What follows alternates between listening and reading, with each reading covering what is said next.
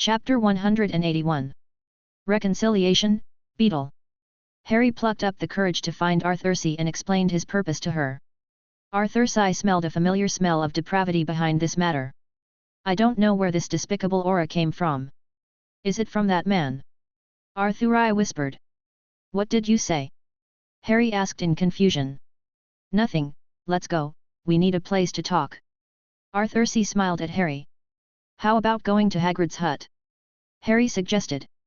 In order to avoid the two people who were in a cold war, Harry found a way to invite Ron and Hermione to Hagrid's hut together. Okay, sit down. Arthur's voice was filled with the comfort of a psychiatrist. Hermione and Ron felt their anger dissipate a little, and sat down with cold faces. Ho ho, what's going on? Hagrid prepared a cup of tea for each of them. It's still her dead cat. Ron crossed his arms.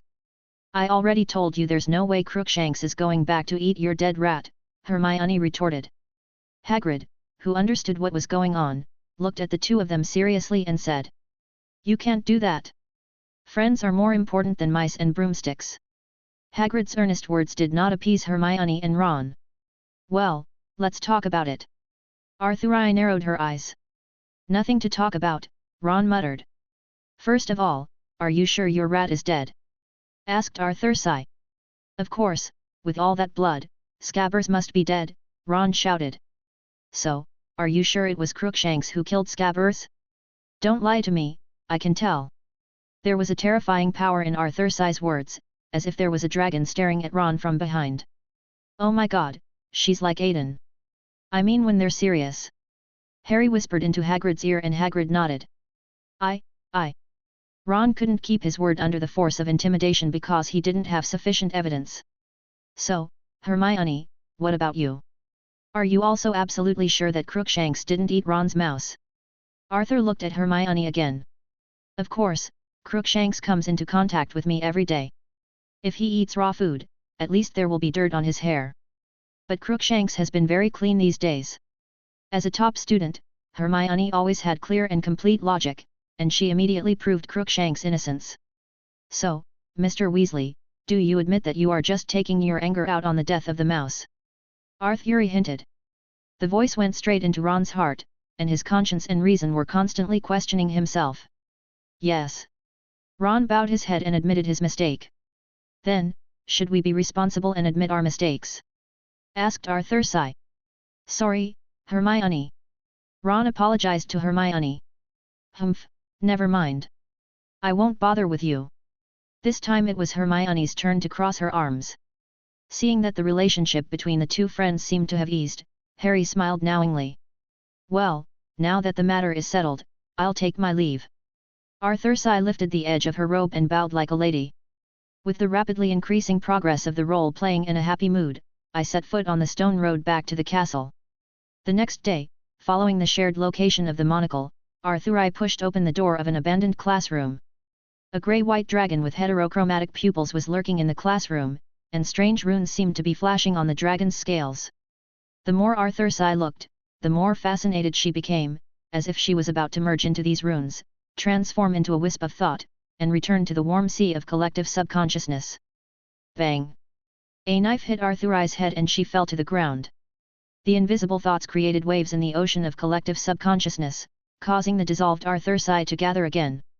The comfort from the demigod instantly stabilized her emotions. What is this?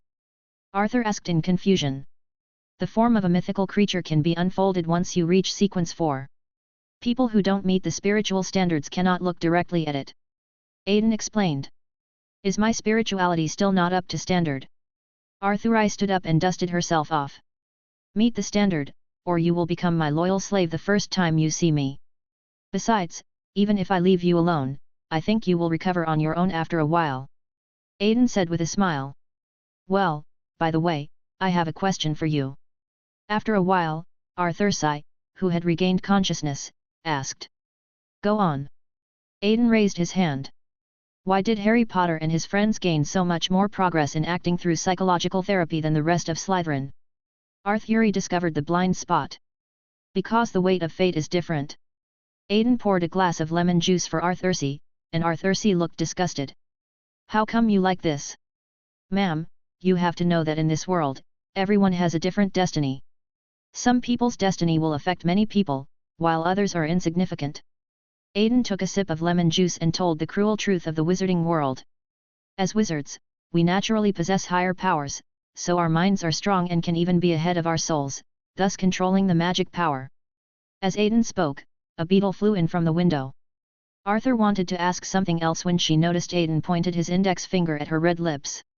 The beetle floated and landed on Aiden's shoulder. Hat! The boy's laughter was like an uncut jade, and combined with his delicate face, it had a beauty that transcended the mundane. Well, let's just change our name from Ravenclaw to Gryffindor. It's really brave of 1 or 2 people to do this. Aiden reached out and picked up Ladybug. What is this? Arthur asked after hearing Aiden's voice. The true form is revealed. Aiden used a beautiful wandless spell to transform the ladybug he caught back into human form. Rita Skeeter. Arthur, who often read the Daily Prophet, obviously recognized this person. Oh, what a coincidence. I came back to visit my alma mater teacher, how come you caught me? As expected of a paparazzi, Rita Skeeter started talking nonsense right from the start. It's okay. Go to sleep and forget what you just heard. When you wake up, just remember the fact that we discovered your true identity. The operator reached out to Rita, his voice stretched out in Rita Skeeter's ears, and finally Rita Skeeter fell into darkness. Arthur, who was watching Aiden cooking up Rita Skeeter, shuddered. And you say you're not the Dark Lord? Arthur teased. At least I still have a nose, and I don't like setting fire to Paris. Aiden made a joke, but unfortunately Arthur couldn't follow up. Okay, stop being weird. What are you going to do with this woman? Asked Arthur. Leave it to you. Aiden raised his beautiful eyebrows and a smirk appeared on his face. Chapter 182. Fluctuation, Script. It is clearly the vibrant spring season, but a solemn atmosphere surrounds Hogwarts. The day of Buckbeak's execution is approaching. Harry, Hermione, and Ron walked through the corridor and came to the edge of the Forbidden Forest. Draco was waiting on the side with his 2 younger brothers, holding his father's newly bought camera in his hand and walking with a breeze. I'm telling you, my dad told me I could keep the eagle head and I'm going to donate it to the Gryffindor common room. Malfoy's voice came, and Hermione's efforts in preparing Hagrid's lawsuit for a semester came to naught. At the same time, the Gryffindor lion began to show her anger, and Hermione walked towards the 3 people. Draco turned around when he heard the noise, opened his arms to Hermione and said, "Ah, welcome to the show, hello, new audience members." These words made the 2 dragons sitting on the stone pillars stretch their heads out and look at him at the same time. Has he always been this brave? Aiden asked. He's Malfoy, shrugged Arthur. Hermione approached Malfoy at the bottom of the stone pillar with anger, but he did not realize the coming crisis. You stinky bug that's as dirty as a frog's piss. Hermione raised her wand and pressed it against Malfoy's neck, who began to whimper. Arthur reached out her hand to stop Hermione, but Aiden reached out and held her back. Arthur, who was stopped, gave her a reproachful look, but Aiden just shook his head at her. No, Hermione, it's not worth it. Hearing Ron's words, Hermione slowly put down the wand in her hand. Seeing that he was safe, Malfoy smiled again. Hermione put down her wand and punched Malfoy hard. Malfoy was hit head-on and his head hit the stone pillar again. They fled in disgrace. Malfoy is really difficult to get along with. He is both troublemaking and afraid of trouble. I can't believe what kind of suffering my sister will suffer if my father matches her with Malfoy. Arthur lowered her eyebrows, seeming to feel sad for her sister. Then you just need to take down the Greengrass family. Is there anyone in the Greengrass family who can stop you now? Aiden raised his left eyebrow. It depends on my mood. A smile appeared on Arthur's lips, and the newborn dragon broke free from the cage under the leadership of the old dragon. At the bottom of the stone pillar, Harry, Hermione, and Ron walked into Hagrid's hut, wanting to accompany Hagrid to witness the demise of Buckbeak. How can this be possible? I can't let the little wizard see this. Well, finish this cup of tea and go back quickly. The warm-hearted Hagrid will naturally do his best to protect the innocence of the little wizards. And Ron, your rat is with me, don't lose it again. Hagrid dragged Scabbers out of the cage. Scabbers! Ron picked up his mouse and kissed and nibbled it. By this time Dumbledore had already taken Fudge and the executioner to Hagrid's hut. Harry and the other two also slipped out of the back door of the cabin, and Aiden and Arthur on the stone pillar saw two groups of Harry and Hermione. She really abused the time turner. Arthur was not surprised. Go and give them some help. I'm curious and want to do some research, Aiden suggested. So the two of them walked into the pumpkin patch after Harry and the other two climbed the stairs. The strange thing was that the 5 people passed each other on the stone steps, but no one looked at each other. In the pumpkin field, Hermione and Harry, who had just come back from wearing clothes, were already pulling Buckbeak. Someone looks like they could use a little help, Aiden said. Ah! Arthur, Aiden, why are you here? Hermione pretended to be calm. You know, changing the subject in front of 2 experts on the mind is not a good idea, Aiden laughed. Then he stepped forward and tore the iron ring from Buckbeak's neck. Wow! Harry's eyes widened. Arthur walked up to Hermione and combed her fluffy curly hair, saying, I know a very good fabric softener. I'll bring it to you next time. She winked at Hermione with her left eye. Hey, could you two legilimency masters please stop reading our minds? Hermione was speechless and prepared to go back and put the study of occlumency on the agenda. Let's go and take Buckbeak to the Forbidden Forest. Fudge has already seen Buckbeak, and Hagrid has been cleared of suspicion. Aiden pointed to the Forbidden Forest. Hermione and Harry nodded and used the dead Martin to lead Buckbeak deeper into the Forbidden Forest. So, what else do we need to do now? Arthur looked excited and seemed very interested in the adventure. I've got enough materials. I didn't expect that traveling through time would leave special waves on the wizard. Aiden put a strand of transparent ripples into a special glass bottle. And then, Arthur tilted her head. Then, it's getting late. The cute little witch should go back to bed. Be careful that staying up late is not good for your skin. Aiden said with a sense of humor. You are talking nonsense. Do you want to leave me alone to play? Arthur put her hands on her hips. Are you sure you want to come? Aiden confirmed again. Of course. Arthur smiled. Aiden, who did not drive Arthur away, took her to the castle to find Lupin. Professor, we need you to cooperate with us in a drama. Aiden said to Lupin. Tell me about it. Lupin looked at the 2 little wizards in front of him curiously. Then, Aiden briefly explained the matter to Lupin. Are you sure you want to let Peter go? If this is true, it might cause great harm. Lupin frowned. I need someone who is completely loyal to us to lurk beside Voldemort. Even without Peter, there will still be other servants rushing to Voldemort's side, because the prophecy has been made. Aiden pulled out the memory of him and the director collecting prophecies from his mind and showed it to Lupin. Is the prophecy really unstoppable? Lupin murmured. At least not now. Aiden said with a double meaning. Okay. Lupin nodded in agreement. Aiden, Arthur and Professor Lupin set off for the Shrieking Shack. On the other side, Harry, Ron, and Hermione stood at the top of the stairs. Looking at the blurry pumpkin field, the executioner walked over with a big axe. There was a sharp sound of iron hitting the ground, and Hermione hugged Ron sadly. Harry also leaned gently on Hermione's shoulder. While they were still immersed in sorrow, Banban sensed the danger and bit Ron's finger. Oh, he bit me. Ron was incredulous. The mouse fell to the ground and ran away quickly. Scabbers! Ron, feeling sorry for the mouse, hurriedly chased after it. After a chase, Ron intercepted Scabbers under the Whomping Willow. Scabbers, you bit me. Ron's tone was somewhat incredulous. Harry and Hermione saw Ron under the Whomping Willow and hurriedly called for him to run away.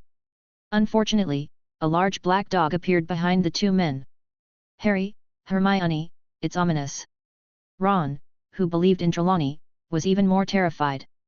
The big dog jumped up and rushed towards Ron, trying to bite the mouse in his hand to death. But Ron tried his best to protect Banban, but the black dog had no choice but to pick up Ron's legs and drag him into the secret passage.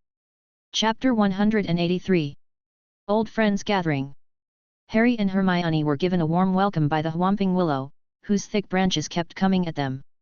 At this time, Dara arrives at the battlefield with Crookshanks, and Rada uses fire to force back the branches of the Whomping Willow. Crookshanks took the opportunity to pounce and press down the knot on the Whomping Willow. Good girl. Hermione ran up and touched Crookshanks' head. The 2 took the opportunity to enter the secret passage. Passing through the secret passage, Harry and Hermione came to the Shrieking Shack, and following the sound of groaning, they found Ron in a room. "No, Harry, run, he's an animagus." Ron pointed to the corner. The two looked in the direction of Ron's hand and saw a slovenly dressed man standing there. "If you want to kill Harry, you have to get past us first." Hermione stood in front of Harry. "No, only one person is going to die tonight." Sirius approached Ron. "That's you." Harry and Hermione rushed forward to engage in hand-to-hand combat with Sirius. During the fight, Hermione flew over and kicked Sirius down, and Harry took the opportunity to take out his wand and pressed it against Sirius' heart. "Ha ha ha, are you really going to kill me, Harry?" Sirius's laughter was very sad. Crookshanks threw himself on Sirius' body and held him tightly. Rada covered her face with her paws in Hermione's arms. The angry light from Harry overwhelmed Sirius, and the three dragons in the room looked at him at the same time. For a moment, rage almost broke through Harry's reason, driving him to kill the cat as well. Expelliarmus! A wand knocked the wand out of Harry's hand. Lupin arrived at the scene and tilted his head to signal Harry to move away. "See, you finally look as crazy as you are on the inside, Sirius," Lupin sneered. "You're still the craziest at heart, aren't you, Remus?" Sirius replied with his hands tucked in. Lupin put down his wand and helped Sirius to his feet. "I've found him, let's kill him," Sirius confided to Lupin. "No, we trusted you so much, but you were in cahoots with Sirius, he's a werewolf." Hermione was furious and revealed Lupin's identity. "Merlin, you are truly one of the smartest students I have ever met," Lupin said meaningfully. "Aiden! Hurry up, Remus, stop dawdling and kill him," Sirius urged. "Wait. At least explain it to Harry." Lupin raised his hand to stop him. "I did my waiting. 12 years in Azkaban." Sirius roared, his expression filled with regret and despair. "What are you waiting for? After killing my parents, you're going to kill me too." Harry stood up and questioned Sirius. "No, Harry, someone did betray your parents, but it was not him. It was an old friend we recently discovered." Lupin stepped forward. "Who is that?" "Peter Pettigrew," Sirius took over. He threw his hands back and said, "He is even in this room. Come out, Peter, and have fun together again." Expelliarmus! Sirius entered the room and knocked Sirius' wand away with a disarming spell. "Ah! The taste of revenge is so sweet." The Sijiao spoke as if he was high, and every syllable was trembling. "I've been telling Dumbledore that you were helping an old friend to sneak in, and now I finally have evidence." Snape pointed his wand at the two of them. "That's great, Snape, why don't you go back to playing with your cauldron?" Sirius taunted. Snape stepped forward and pressed his wand to Sirius' heart. "Don't try to anger me. I won't let you die so easily. I heard that having your soul sucked out by a Dementor is an extremely painful thing. It is necessary for you to experience this." "Okay, Professor." Two hands reached out from the blind spot of consciousness at the same time and pressed Snape's wand. "Miss Greengrass, and the Rose of Ravenclaw." Snape was still teasing Aiden. "What are you doing here? Get out now. Let's end this farce," Aiden said. Rada jumped out of Hermione's arms and ran into Aiden's arms, 3 pairs of dragon eyes staring at everyone present at the same time. "Tell me what's going on," said Snape. Aiden didn't answer him, but waved his wand, allowing Lupin and Sirius to take the wand. "Go ahead, both of you." Aiden held out his hand as a gesture of invitation. Sirius and Lupin moved forward to grab Ron's mouse. "No, Scabbers!" Ron shouted. Aiden walked over and applied the prepared distilled water to Ron's wound. "Ah!" Ron screamed like a pig being slaughtered. Revelation! Sirius cast a spell on Peter. The cursed rat reverts to a greasy man. Ron's face suddenly turned green. He was originally looking at Aiden with an accusing look, but, you. 2 Slytherins, Stryker and Arthurcy, stood by and watched the show, but the wand that Stryker held tightly revealed his inner thoughts. "Remus, Sirius, Severus, my old friends." Peter stretched out his hand as if he was meeting an old friend. He ran towards the door with all his might, but was thrown back into the center of the house by the 2 men. Seeing that he couldn't escape, Peter looked around and found Harry. "Harry, it's great to meet you, you really are like your father. How dare you talk to Harry?" Sirius rushed between the two and bared his teeth at Peter. Lupin also went up, and together they cornered Peter. It was you who betrayed James and Lily to Voldemort. Peter was forced into a corner, sobbing and curled up into a ball. I didn't mean it. Do you know what kind of weapons the Dark Lord has? You know he is very... Peter was about to speak. That's enough, Snape interrupted. Snape strode forward, his anger breaking through his occlumency, and it was the first time Aiden saw a glimmer of emotion in him. Go to hell, you filthy, lowly, vile rat, Avada. Snap. Aiden snapped his fingers, and Snape fell into a high-quality sleep. Oh, thank you, Mr. Pruitt. Peter knelt down in front of Aiden. Lupin and Sirius pointed their wands at Peter again, and Sirius said. You should know that even if Voldemort didn't kill you, we would have killed you. No. Harry stopped the two. Harry, you have to know that this person. Lupin said. I know, Professor. Let's take him to the castle and hand him over to the Dementors. There was also anger in Harry's calm eyes. Seeing that the matter was over, Aiden flicked Rada's head and said, Go and inform Dumbledore to be prepared. Rada jumped out of Aiden's arms and ran into the night. Things came to an end. Aiden carried Sirius, and Harry held Ron, and the two ladies pointed their wands at Peter Pettigrew. On the way, Sirius said, I'm usually very gentle when I turn into a dog. James once advised me not to change back. When he, look at what you've done to my legs. Ron complained weakly. Walking out of the Whomping Willow, Sirius looked at the castle and said to Harry, when this is over, you can move in with me. Of course, that's great. Harry was overjoyed. However, things did not go as smoothly as Harry expected. After entering the castle, Sirius was detained by the Aurors who arrived. Dumbledore gave Aiden a look that said, You can't blame me. Chapter 184. Disordered Time, Storm of Consciousness. Professor, what are you doing? Why did you let the Auror in? Aiden frowned. There's nothing we can do. Fudge has sent more Aurors to search the school because of Buckbeak's incident. Dumbledore shrugged. Let's go meet this fat ass, Aiden said. Handing Snape on his shoulder to Dumbledore, Aiden secretly thought that it was a pity that he didn't let Sirius use the levitation spell to drag Snape on the ground. Rada, go watch Sirius. If Fudge plans to overturn the table, take him away. Aiden ordered. As a hypnotic cat, Rada, who also possesses the ability of psychological invisibility, can easily protect Sirius. Arthurcy, what about you? Are you going back to the college or coming with me to meet Fudge? Aiden asked. Arthurcy didn't say anything, but just stretched out her hand, and Aiden took Arthurcy's hand. Two angry dragons are rushing to the battlefield. Oh, isn't this the head of the Pruitt family? It's so late, the obedient little wizard should go to bed. Fudge narrowed his eyes and wanted to send Aiden away. The moonlight tonight is very charming, Mr. Minister. Perhaps you will be more interested in some political achievements. Aiden did not pick up Fudge's words, but started a new one. Oh, what important political achievement could make Mr. Pruitt send it to me specially? Fudge showed a sarcastic look on his face. Look, we have captured Peter Pettigrew, the hero 12 years ago, but in fact he is a traitor who betrayed his friends. Aiden hooked his wand and Peter Pettigrew flew over. Peter Pettigrew, you are still alive, and what does traitor mean? Everyone was speaking English, but Fudge couldn't understand what they were saying. He is the one who betrayed James and Lily. As for his political achievements, there is such a huge flaw in the former Minister of Magic. The current Ministry of Magic is wise and brave, and has vindicated the wronged heroes, demonstrating the Ministry's unswerving love for the common people and its tireless pursuit of fairness and justice. It sounds very touching. Fudge looked interested. But why should I go to so much trouble? Wouldn't it be better to just kill Sirius and end the case? Fudge bent down and glared at Aiden. Don't think I don't know that you have a connection with that woman Bones. You want to bring her political achievements and help her get promoted, right? I didn't expect you to be so cunning at such a young age. Oops, a dragon is getting angry. Arthuri left decisively.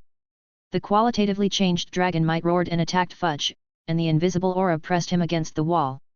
The dragon's might dissipated, and the manipulator's powerful force barely hypnotized Fudge, who was protected by the collective will of the wizards. Tell me clearly what you did. Aiden asked. It's the Pure Blood family. They want to seize Black's property and unite to kill Sirius as soon as possible. Many people in the ministry responded to the call and mobilized journalists to stir up public opinion. According to them, this would form a prophecy to ensure that Sirius can die this time as much as possible. Two forces pulled at Fudge's mind, causing his empty eyes to begin to recover. For Blake's property. Aiden frowned. After a while, Fudge covered his head and came to his senses. Well, what happened to me? You must have been working so hard these days. I suggest you go back and rest first. Aiden dealt with Fudge casually, turned and left, leaving Fudge alone. Because of what Fudge did, Aiden had no choice but to look for Dumbledore and come to the headmaster's office. Professor, what should we do now? Should we just let Blake go? Aiden asked. No, public opinion is already fermenting. If people's anger is swept up to form a prophecy, the consequences will be even more unpredictable. Dumbledore also frowned. Perhaps, we need someone with an alibi to do this, someone who can be in two places at the same time. Dumbledore winked at Aiden. When? Aiden was about to speak, but was interrupted by Dumbledore. It's good to know. Aiden ran to the hospital wing, where Ron, Hermione, and Harry were already inside.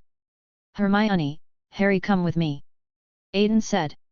Aiden took two people to face the reporters' cameras, and in front of everyone, Sirius Black disappeared inexplicably. Then he took Harry and Hermione back to the hospital wing, and Ron looked at them in surprise. What are you doing? Ron asked. Do the right thing. 4.5 turns, Aiden said to Harry and Hermione. Dumbledore cooperated and closed the door for the two of them, and the time turner took the three of them back to the past. Harry and Hermione go to free Buckbeak and save Sirius, while Aiden goes to deal with the mess that Fudge has made. Because the Ministry of Magic still had some reputation, when they announced that they had captured Sirius Black, the intense thoughts created waves in the sea of consciousness, and Aiden tried his best to fight against the wind and waves. Aiden wandered in the sea of consciousness, spreading the mental plague that Sirius was innocent. The waves in the sea of consciousness quickly drowned the seeds spread by Aiden. His hatred towards Sirius was too strong. This won't work. Aiden, who often walked by the river, still got his shoes wet. As an expert at manipulating public opinion, he actually suffered a small loss in public opinion.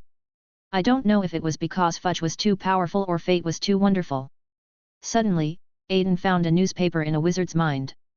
The name of the newspaper clearly reads, Sing the Dissenter. The front page of the newspaper read, Sirius has been arrested. The Ministry of Magic has been carrying out a scam for 12 years just to seize the Black family's wealth. Well done, Xenophilius Lovegood, Aiden thanked him mentally. Aiden took action immediately, and this time he did not spread content that directly contradicted the trend of thought. He used the method of fusion to insert the content that I should believe in and sing the opposite tune into the consciousness island of every wizard he passed by. In this way, the mental plague began to spread, and wizards who usually did not even believe in the Daily Prophet began to strangely believe and sing the opposite tune. The wizarding families behind the scenes discovered that something was not right and quickly turned their guns around, instructing the Daily Prophet to attack and dispel rumors. The British people usually have a very interesting reaction. The more you dispel the rumors, the more they believe them. So outside the school in an invisible location, Aiden had a fight with all the purebloods who adhered to the concept of bloodline. After winning the battlefield in the realm of consciousness, Aiden dragged his tired body back to Hogwarts. The risk of the prophecy has been resolved. All we have to do now is wait for Harry and the others to let Sirius go, and then everything will be over. Outside the school hospital, Aiden was carried tiredly by Dumbledore and yawned. The two looked like a grandfather carrying his grandson who was tired from playing. Just let Sirius go. Dumbledore's tone contained surprise. Of course, this time the public opinion confrontation is so fierce that Fudge naturally dare not be negligent. After letting Sirius go, they still need someone to calm public opinion. By then, they will have many ways to make Peter confess. Aiden said. After finishing everything, Harry and Hermione ran to the school infirmary. Well. Dumbledore looked at the two of them. He's free, we succeeded, Harry said to Dumbledore. What have you done? I have to take Aiden back. He's so tired. Good night. Dumbledore began to act as Riddler, holding Aiden on his back with one hand and shaking the two of them with the other. With a smile on his face, he left humming a little tune. Chapter 185. Follow up. The storm outside the school has not subsided, and the public opinion driven by pure bloods has just begun. The angry wizards wrote frantically to complain about the Ministry of Magic. Under pressure, the Ministry of Magic had no choice but to hand over Pettigrew to take the blame. Peter Pettigrew was fed Veritaserum in front of a reporter sent by the Lestrange family using the photo stone. The new headlines spread widely in the wizarding world, finally diverting the wizard's resentment towards Sirius. Where am I? Aiden opened his eyes and saw Dumbledore's beloved galaxy model. He stretched lazily, his gem-like eyes revealing laziness. Did you sleep well, Aiden? Dumbledore's voice came from below. It would be even better if I could sleep in my own big bed at home. Aiden got up from the bed and used a spell to make the bed straight.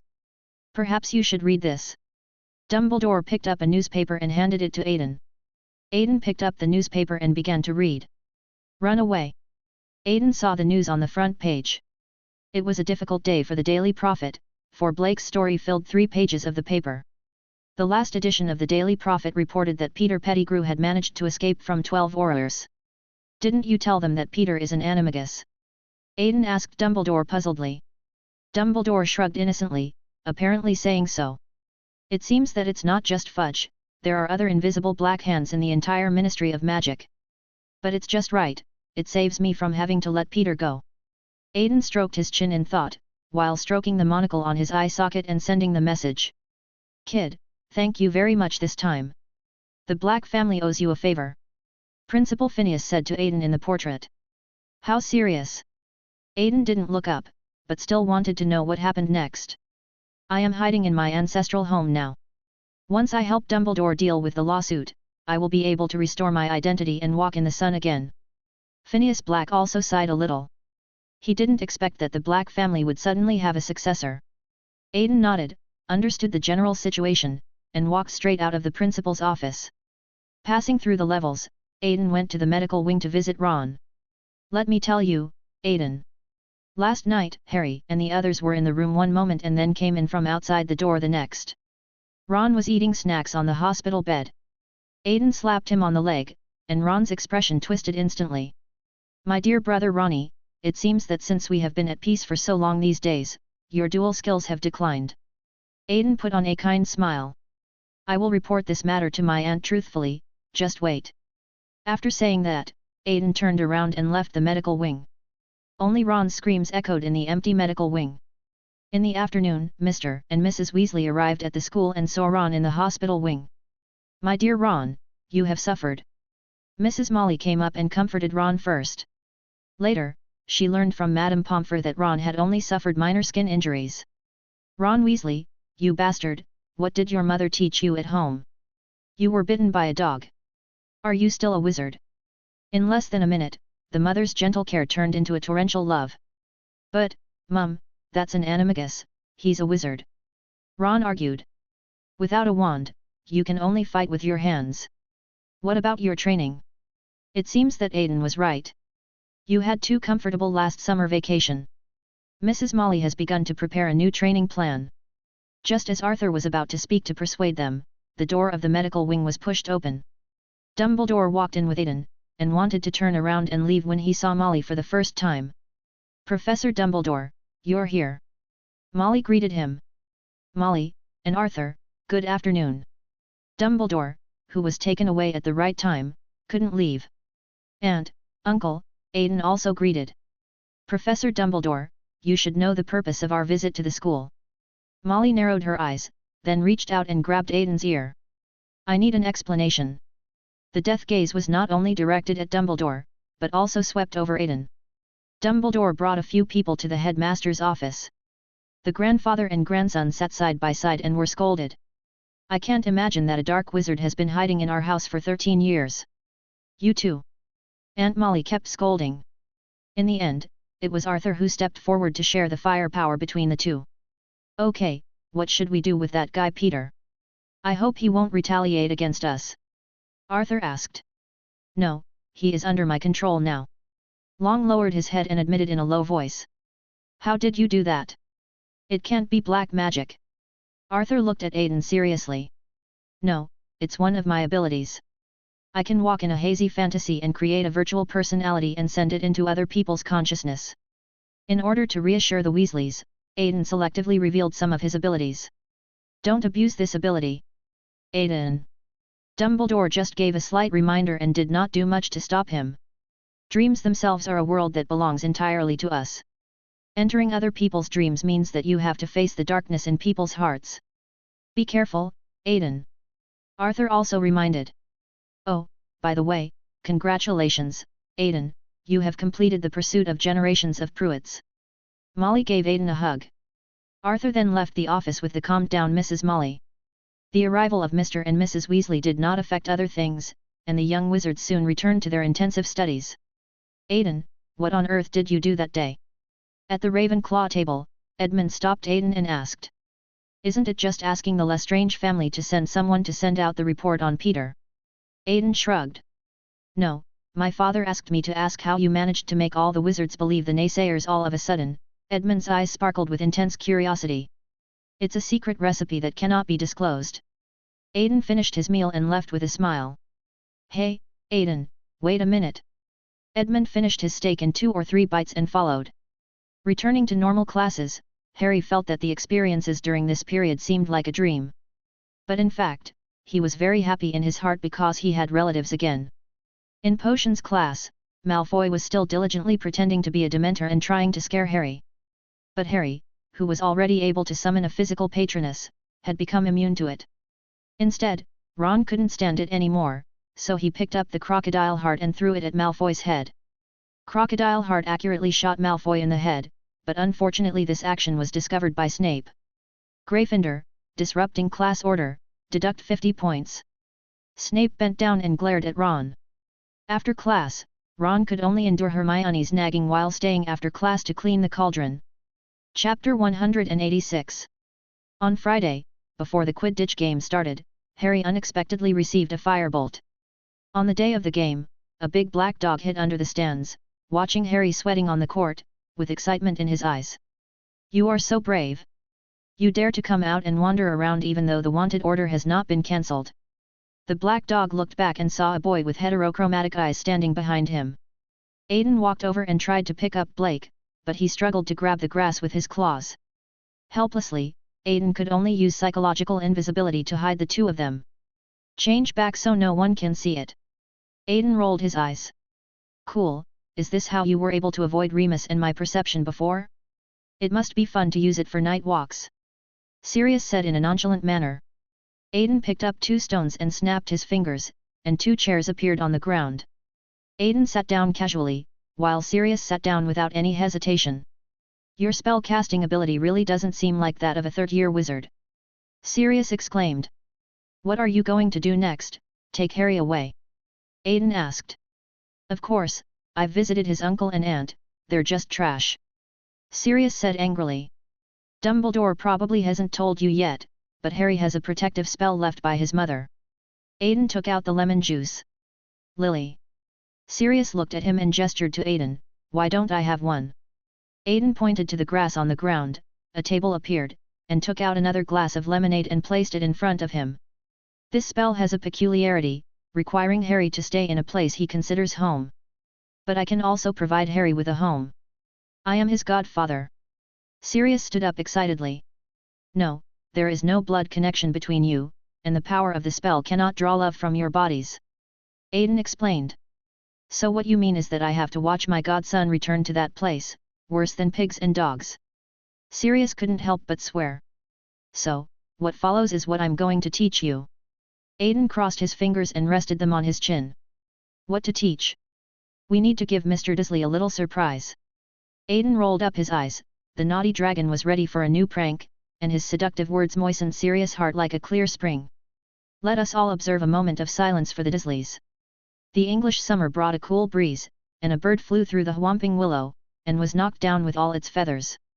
Hogwarts also ushered in the end of the semester with the joint efforts of teachers and students. Professor McGonagall's final exam required the students to turn a kettle into a turtle. Aiden walked in and was about to take out his wand to cast a spell, but was interrupted by Professor McGonagall. Mr. Pruitt, let's try something else. I want you to transform everything in this room that can be transformed. I want to see the maximum number you can control. Professor McGonagall increased the difficulty for Aiden. Of course, Professor. Aiden snapped his fingers. The magic power spread to the surrounding objects. Since completing the animagus, Aiden's transfiguration seems to have improved qualitatively. He can easily manipulate large amounts of material transformed creatures, as if there is another person assisting him. In the room, all movable objects are deformed: rhinos, tigers, lions, peacocks, penguins. There are so many animals that it feels like being in a zoo. "Well, Mr. Pruitt, recover," said Professor McGonagall. Aiden snapped his fingers and everything calmed down again. Judging from the smile on Professor McGonagall's face, the score should not be low. Professor Flitwick's test was the happy charm, and Hagrid's test was to care for a flobberworm for an hour. Aiden was kicked out by Professor Babel before the rune exam even started. The potions class was about preparing the confusion potion under the cold atmosphere of Professor Snape. To be honest, Aiden felt that the difficult part of this exam was not the preparation of the potion. The real difficulty is fighting against the cold gaze of a legilimency and occlumency master. The divination exam was as simple as ever. I could get away with it by just telling Professor Trelawney that I had a short lifeline and a miserable future. The most interesting thing is Professor Lupin's exam. He arranged the final exam as a game of levels, asking the candidates to wade through a pool of Grindylow, pass through a pit with a red hat, ignore the misleading of Hinkley Punk, and finally come to the cabinet to face the boggart. The final exams are over, and all the little wizards breathed a sigh of relief and prepared to start their summer vacation life. On Harry's side, Hermione was scared out of the last level of defense against the dark arts because her boggart was Professor McGonagall, who came out to inform her that she had failed all the exams. This made Hermione very sad, and Ron kept comforting Hermione. Harry was going to see Professor Lupin and ask him if he could give Hermione a second chance. Entering the professor's office, Harry found Professor Lupin packing up his things. He was about to knock on the door when Professor Lupin interrupted him. "Hello, Harry. I saw you on the map." Professor Lupin pointed to the Marauders map. Harry stared at Professor Lupin in a daze. "I've had worse days, believe me." Professor Lupin leaned forward, revealing 2 white wolf ears in his hair. "Have you been fired?" Harry walked in. "No, I resigned on my own initiative." Professor Lupin picked up a stack of books and placed them on the table. "Resign? Why?" Harry asked, puzzled. "Well, when the Sirius and Peter incident broke out, the reporters dug up things from the past, and my identity was exposed. By this time tomorrow, there will probably be a lot of parents sending letters saying, they don't want someone like me to teach." Lupin didn't stop what he was doing. "But Professor, you have been cured, right? Aiden has also published the paper," Harry said anxiously. "Because the prejudice in people's hearts is an insurmountable mountain." The boy's voice, as clear as spring water, came into Harry's ears. Professor Lupin made a look at Harry. "Even though we have announced to them that werewolves have been cured, the prejudice left over from many years will prevent werewolves from returning to normal in a short period of time. Fortunately, St. Mungo's has mastered my skills, and the treatment work will be much easier in the future." Aiden found a sofa and fell down elegantly and lazily. "Why are you so sad, Harry?" Lupin asked. "Because there's no point in all this. Peter ran away and you're going to be kicked out of school." There was a hint of sob in Harry's voice. "How could that be? You know the truth, and Sirius has been vindicated. And you see, I don't have to be tortured by the moonlight anymore." Lupin opened his arms, showing Harry his healthy self. "Also, since I'm not a teacher anymore, I don't have to feel guilty about returning this to you. The prank is over." Lupin clicked on the map. Snap, snap. Aiden on the sofa snapped his fingers twice to attract the attention of both men. "Since I am no longer a professor, Uncle Remus, I have an offer here. I wonder if you would be willing to accept it." Aiden opened his robes and a letter floated out from the inside pocket of his robes and flew towards Lupin. "Look, the Pruitt family's alchemy shop has changed to a joint venture with the Department of Mysteries because of the Goblin incident. I need a trustworthy but powerful wizard to help me look after it. Where can I find such a person?" Aiden stood up and stroked his chin in mock distress. Lupin was stunned after taking the letter, and Harry beside him also smiled.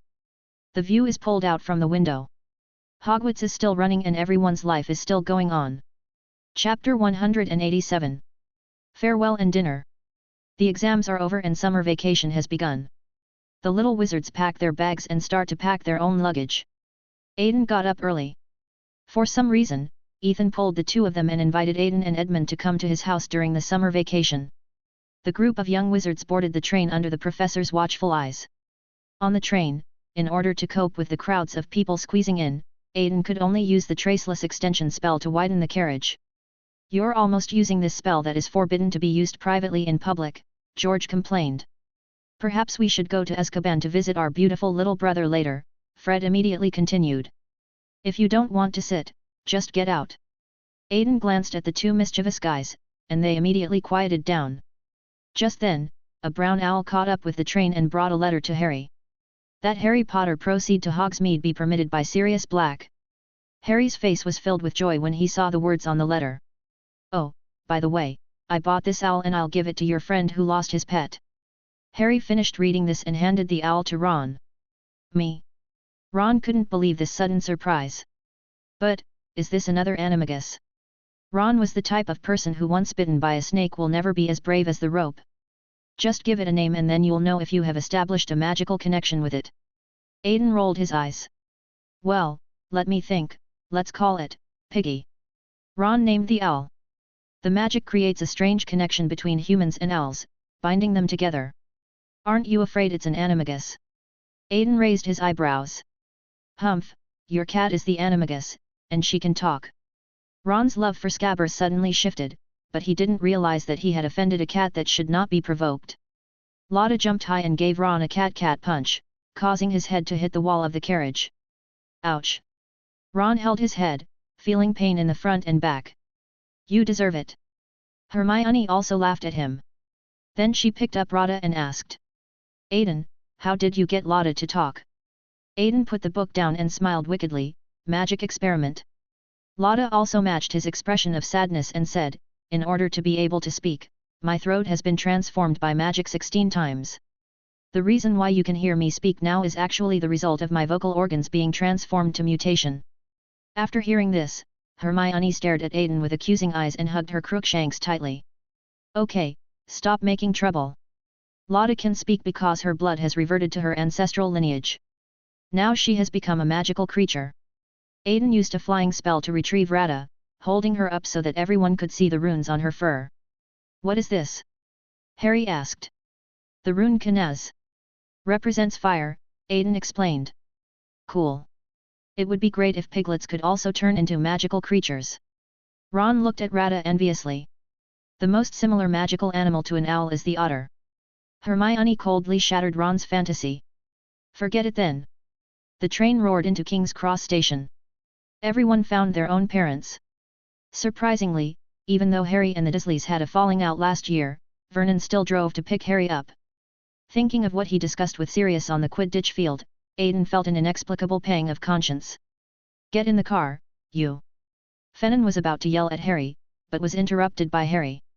"Let me tell you, I recognized a murderer as my godfather at school this year." Harry stared at Vernon. This sentence successfully wiped out Vernon's anger and brought the Dursley family into a strange calm. Harry drove off in Vernon's car, and Aidan shrugged and got in Arthur's car. The first day of July, the start of the summer vacation, started the peaceful and quiet daily life for the Weasley family. Of course, the other Weasley children were all very happy, except Ron. There were often flashes of magical light in the backyard, and Arthur in the dining room was holding a newspaper and occasionally taking a sip of coffee.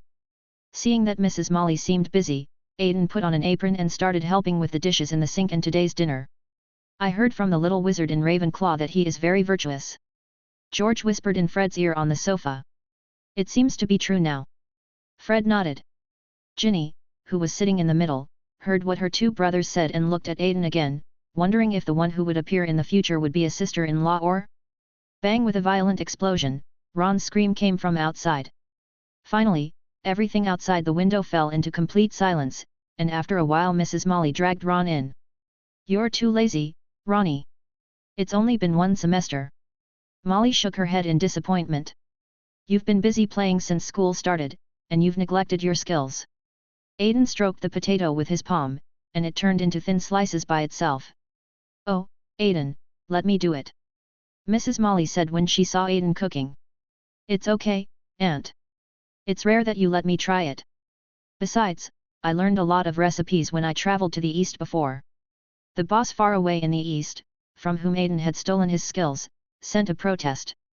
Cut the ingredients, wash the internal organs, make broth with the chicken, and add the butter, bean paste, fermented black beans, rock sugar, chili powder, ginger powder, pepper, salt, Shaoxing wine, and fermented glutinous rice juice that Aiden had finally gathered together.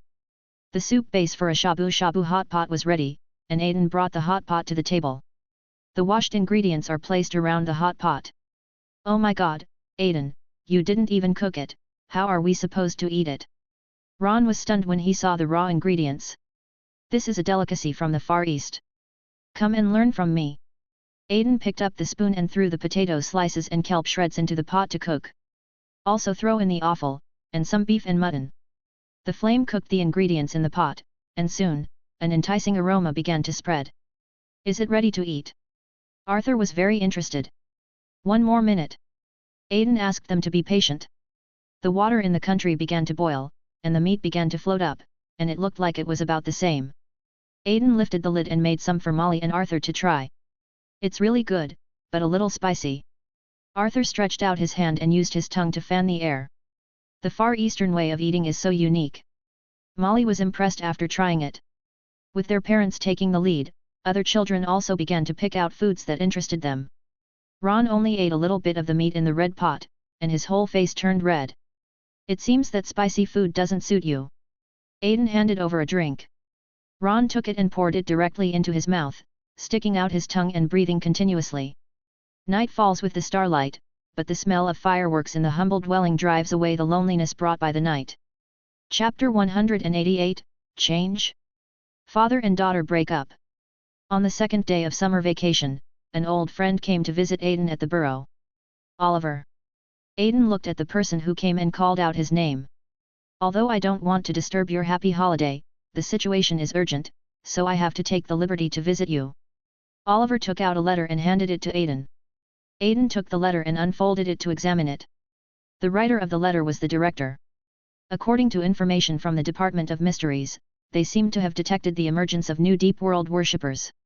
In addition to the unusual movements in the Deep World, the director himself took most of the combat forces to the Deep World and was unable to spare time to deal with the worshippers in the present world. So the director could only ask Oliver to organize the remaining people and ask Aiden for help. After reading the letter, Aiden nodded to Oliver, threw out a patroness to Aunt Molly, and left with Oliver. Following Oliver to the basement of the Ministry of Magic, the Department of Mysteries became more deserted than ever. Passing through the ring hall, Oliver took Aiden to the time hall. What is this? Aiden looked at Oliver in confusion. In front of Aiden there was a triangular passage, and a strange wind was blowing out of the passage. Looking across the passage, an endless white plain appeared before Aiden's eyes.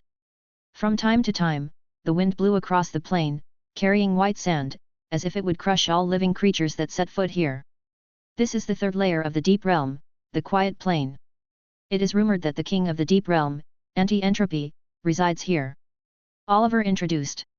Have the director and the others gone in? Since the time inside is completely chaotic, we have no way to contact them. Oliver spread his hands. Then let's deal with the admirers first. Tell me about their situation. Aiden turned to look at Oliver. Oliver had a strange look on his face, as if he wanted to say something but hesitated. Is it related to someone I know? Aiden raised his eyebrows. It's green grass, said Oliver. Why? Aiden asked. The head of the green grass family funded these people, and now we don't know how deep the connection between them is. Oliver handed the information to Aiden with a look of you decide. Then let's go and meet them. A long staff appeared in Aiden's hand. Oliver also gathered the remaining 7 or 8 silent people. Led by Aiden, they arrived at the green grass family's manor. Inside the manor, Arsenault seemed to be scolding Arthurcy, and a quarrel broke out between the father and daughter. Afterwards, Aiden brought his men in, and the two stopped arguing. There were a group of people in black robes. Mr. Pruitt, you don't look like you are here as guests. Arsenault narrowed his eyes. Master Greengrass, it seems that you have forgotten the advice from our ancestors. Aiden's words were meaningful. What are you talking about? How could there be such a person who forgets his ancestors in our green grass family? Arsenault adjusted his collar and then turned his gaze to Arthurcy. People who come from our family will never forget the kindness of our family, and are also very willing to sacrifice for the family, right, Arthur sighed. Father, so for the so-called heir, you want your daughter to do that kind of thing? Arthur looked coldly at the man in front of her, hoping to find a little love from him. Arthur, you don't understand. This is all for the family. You three girls can't defend this place. We need. Arsenault wanted to say something else, but was interrupted by Arthur. So, you would rather believe those lunatics than your own daughter? Arthur asked. What do you know? Without an heir, your family's honor and your future will be shaky. Arsenault roared with a hint of sadness in his eyes. Wait, you want to join the King of the Deep for an heir? Aiden discovered the blind spot. The King of the Deep World? How is that possible?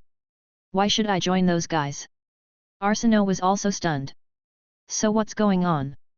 Your green grass family is already on the list of the Department of Mysteries. I hope you can explain it clearly. Oliver also stood up. After Arsenault's explanation, Aiden learned that this guy funded a scientific research team of ordinary people in order to ensure successors.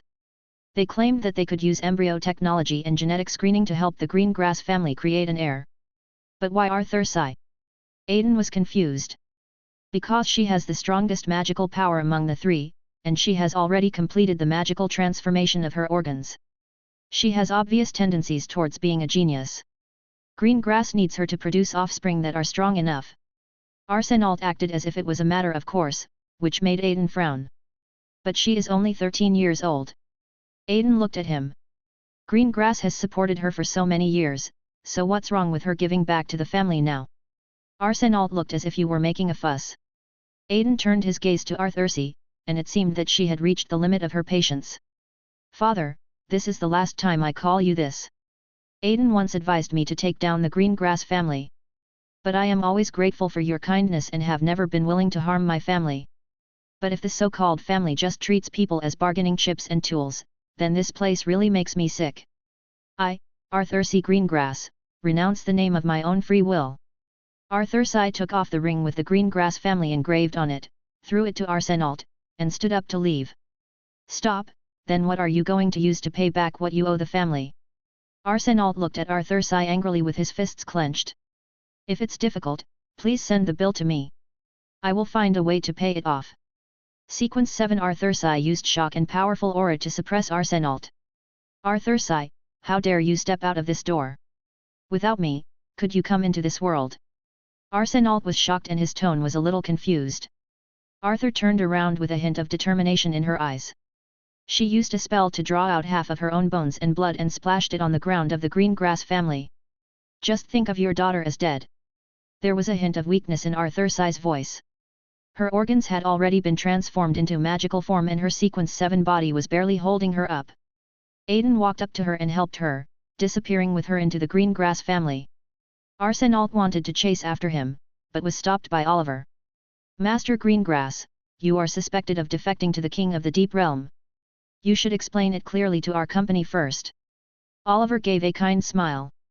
On the other side, Aiden brought Arthur back to the Pruitt family house and prepared some potions for her.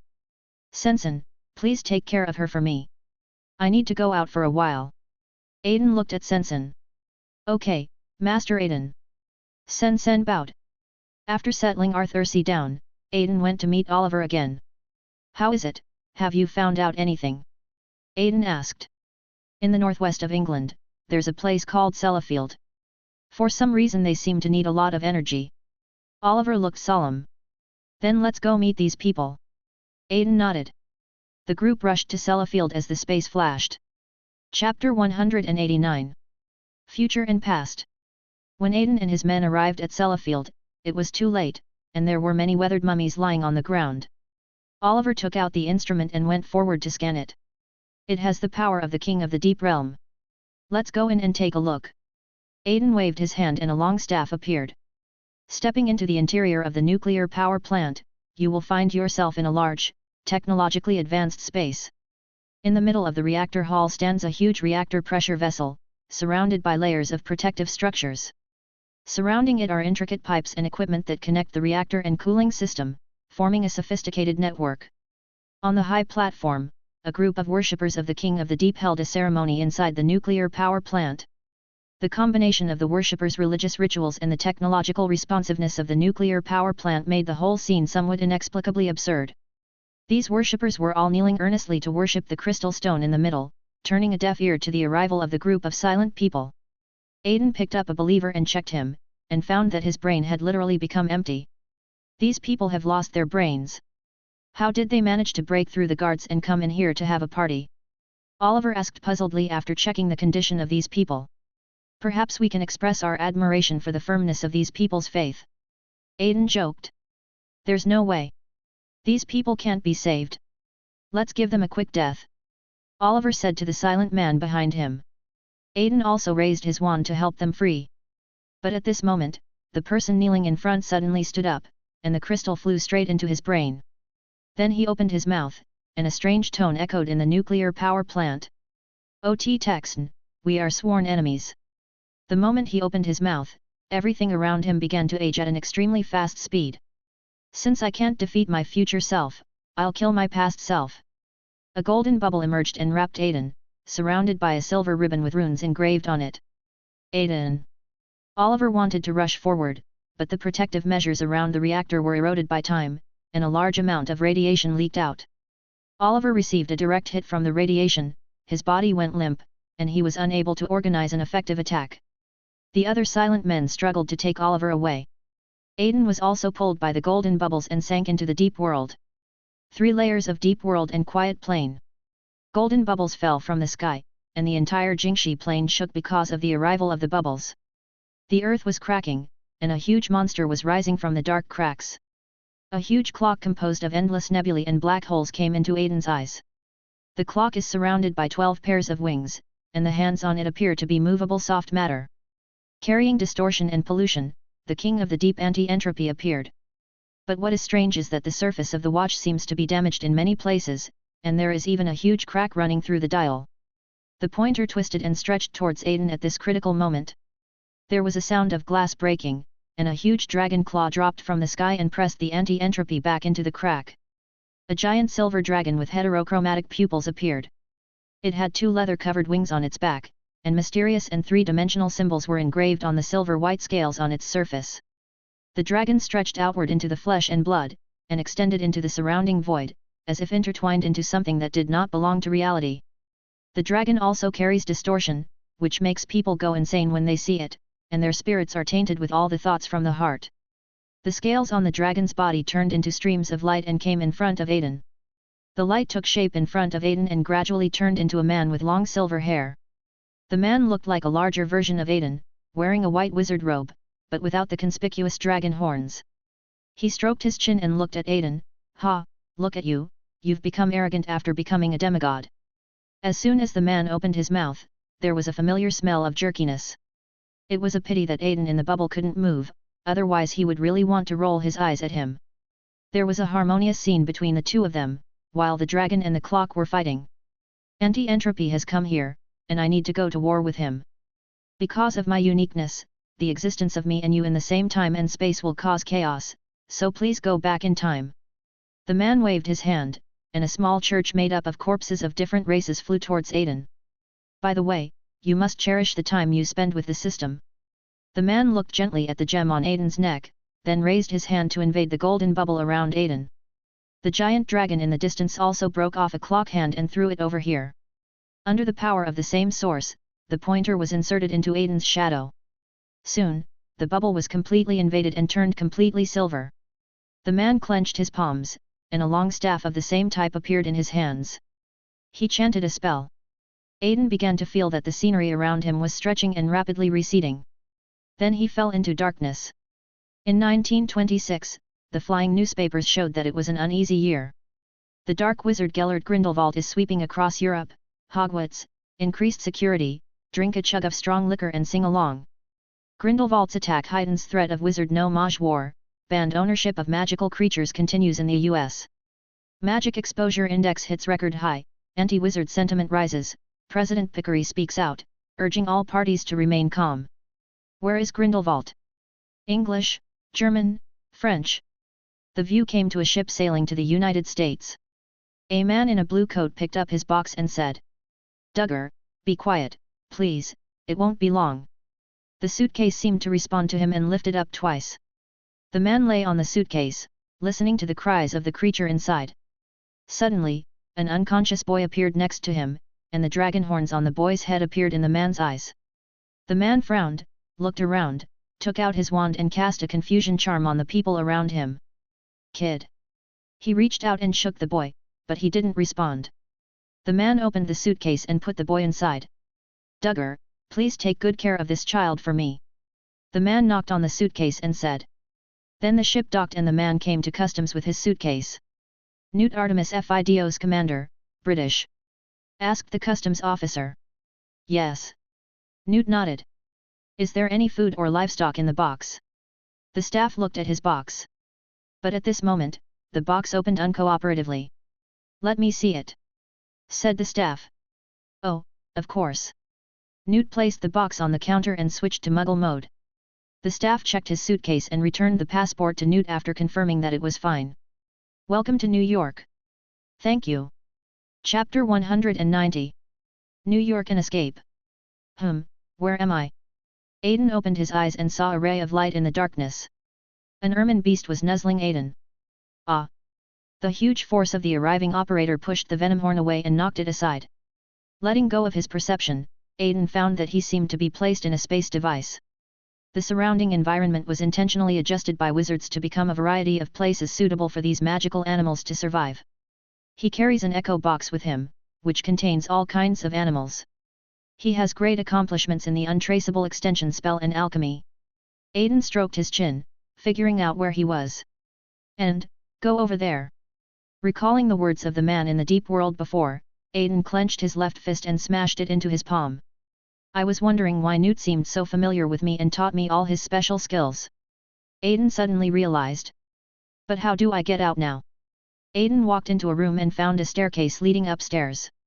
"I walked over and knocked on the door, but no one responded." After all, he and Newt were old acquaintances, so Aiden was too embarrassed to break his box directly, so he just found a place to sit down. But what Aiden didn't realize was that at this moment, he, who was carrying the bone church and part of the core of the King of the Deep, exuded a powerful aura of oppression. The magical animals that lived in the same room with him also gradually became irritable. Outside the suitcase, Jacob Kowalski, the chosen one who had just experienced a strange incident in the bank, was sitting in a chair with a decadent look on his face. As Aiden knocked on the suitcase door, the buttons on the suitcase popped open automatically. Because of the protective magic Newt cast, the large creatures inside could not get out until the suitcase was opened. Then, Jacob, whose attention was attracted by the suitcase, walked over and opened it.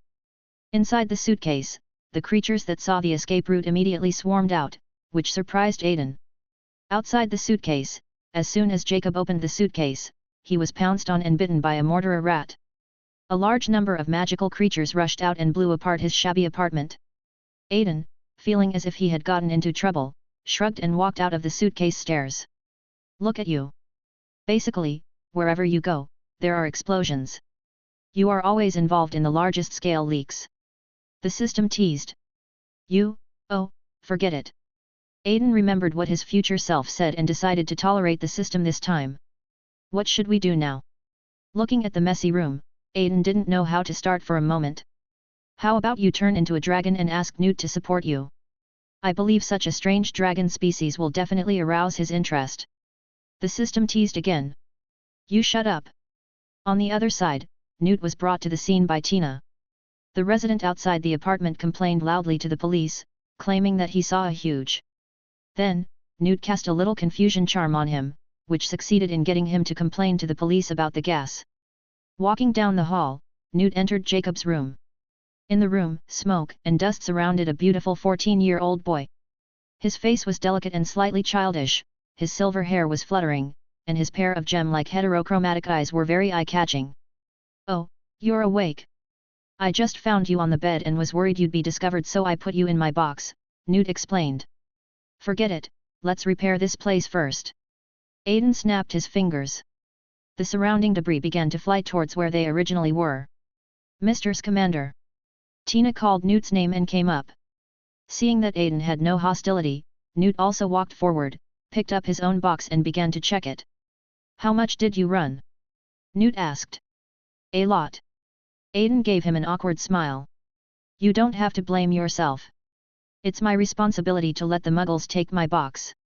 Newt comforted Aiden. While the two were talking, Tina also walked in. Mr. Scamander, oh. She walked in and saw the battle-damaged version of Aiden. I didn't realize you had a child with you. No, that's not the point. The box is open and that crazy Niffler comes out again. Tina looked at him worriedly.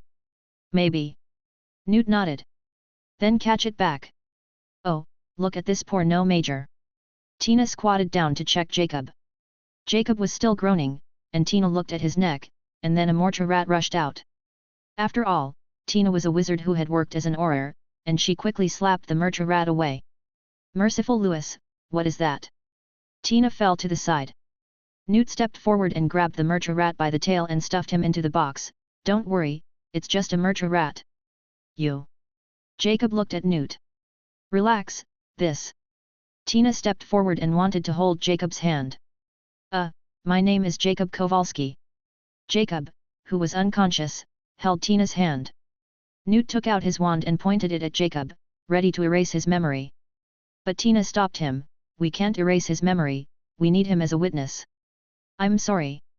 I just walked half of New York and you kept yelling at me. Newt just felt innocent. Aiden on the side was eating the melon with gusto. Mr. Newt, do you know the situation of our wizarding community in the United States? Tina put her hands on her hips. By the way, there's a question I've always wanted to complain about. Don't you Americans claim to be the most tolerant country in the world? Why do wizards have such a miserable life here? Aiden also asked. Excuse me, who are you? Tina turned her head and asked. Aiden Pruitt. Aiden saluted. Tina came over and ruffled Aiden's silver hair. This has nothing to do with the kids. Ha! The system laughed. Shut up. I know your laws are very backward.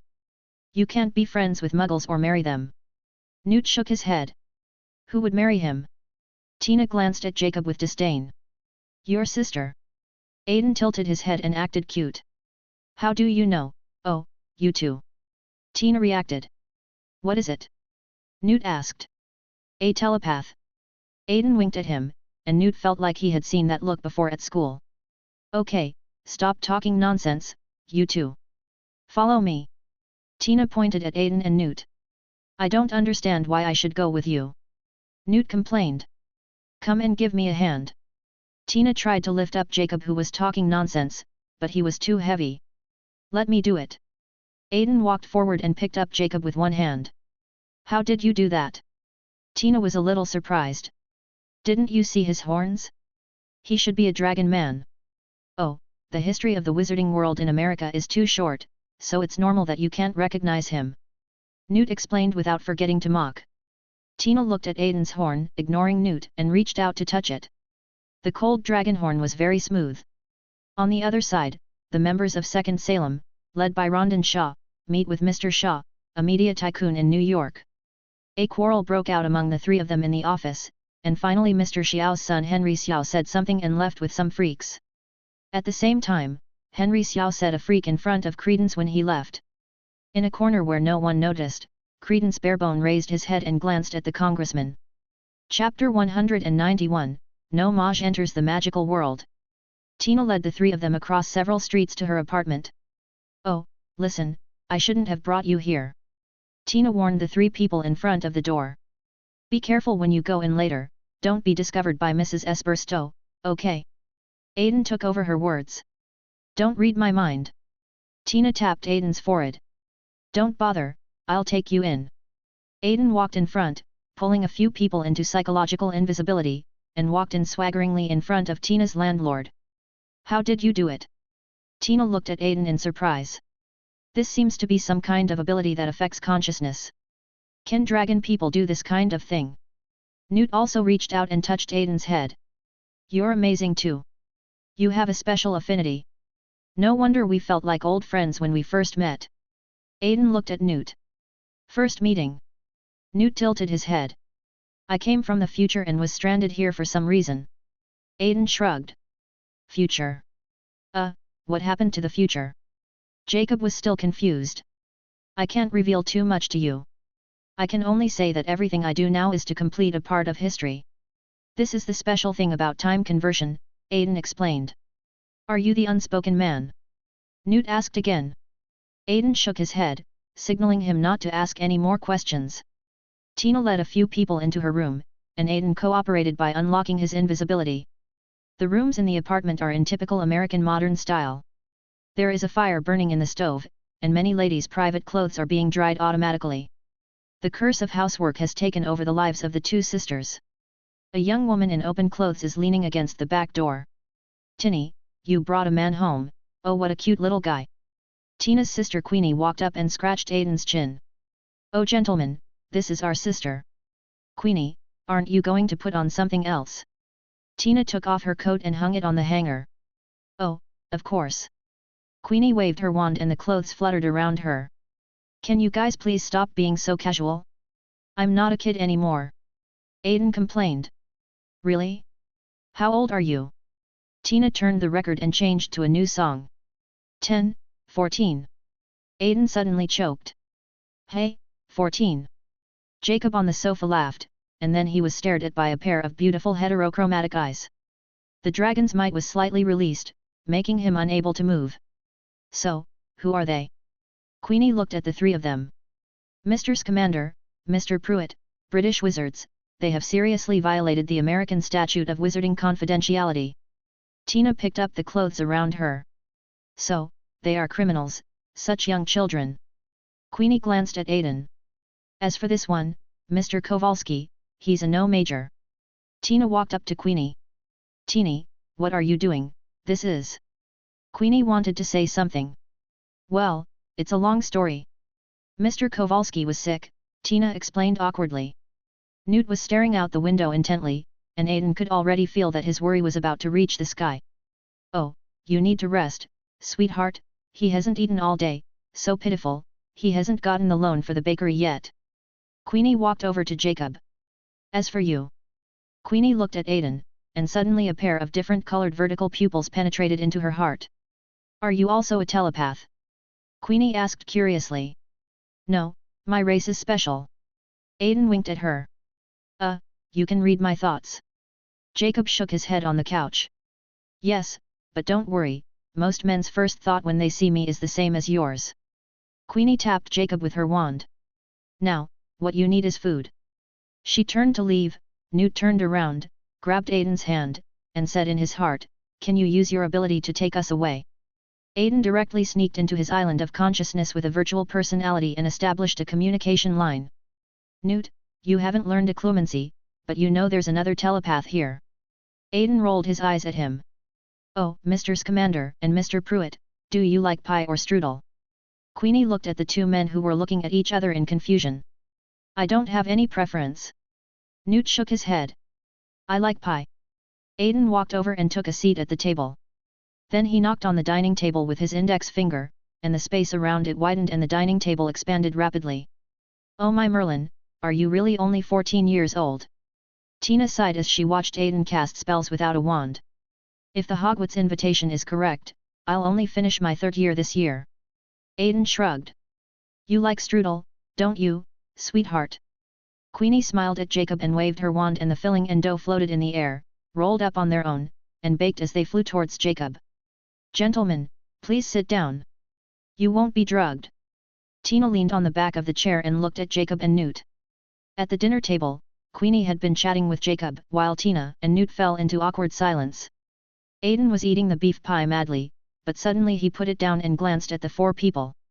Two couples and a single person eating dog food. The system helped Aiden express his strange feelings.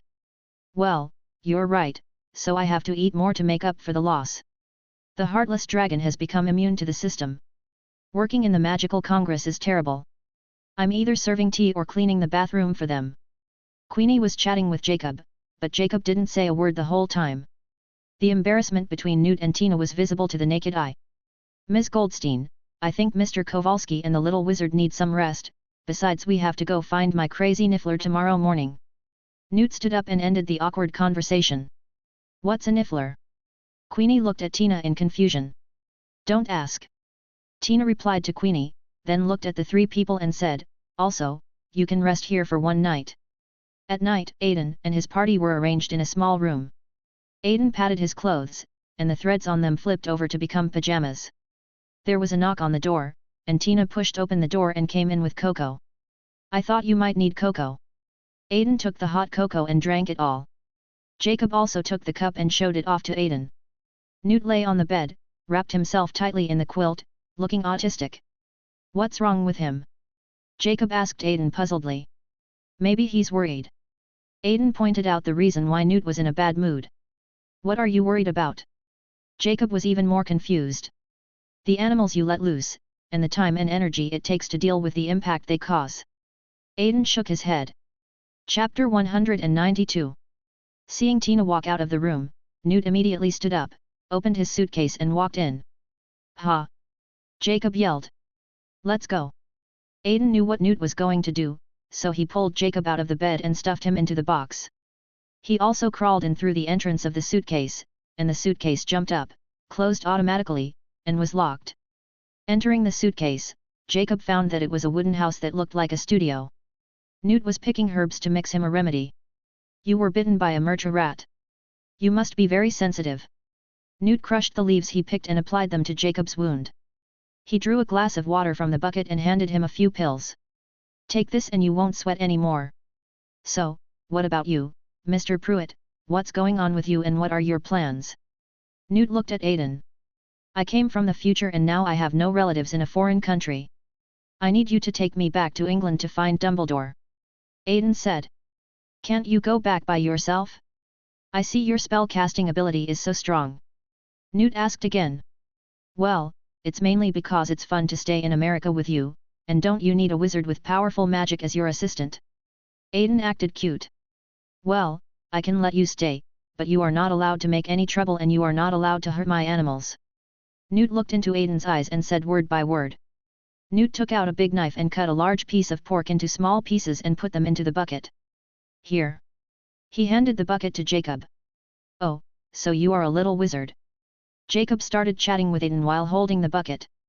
Mr. Kowalski, there is no need to envy us. You ordinary people have your own magic. You have done many things with your own hands that wizards cannot do.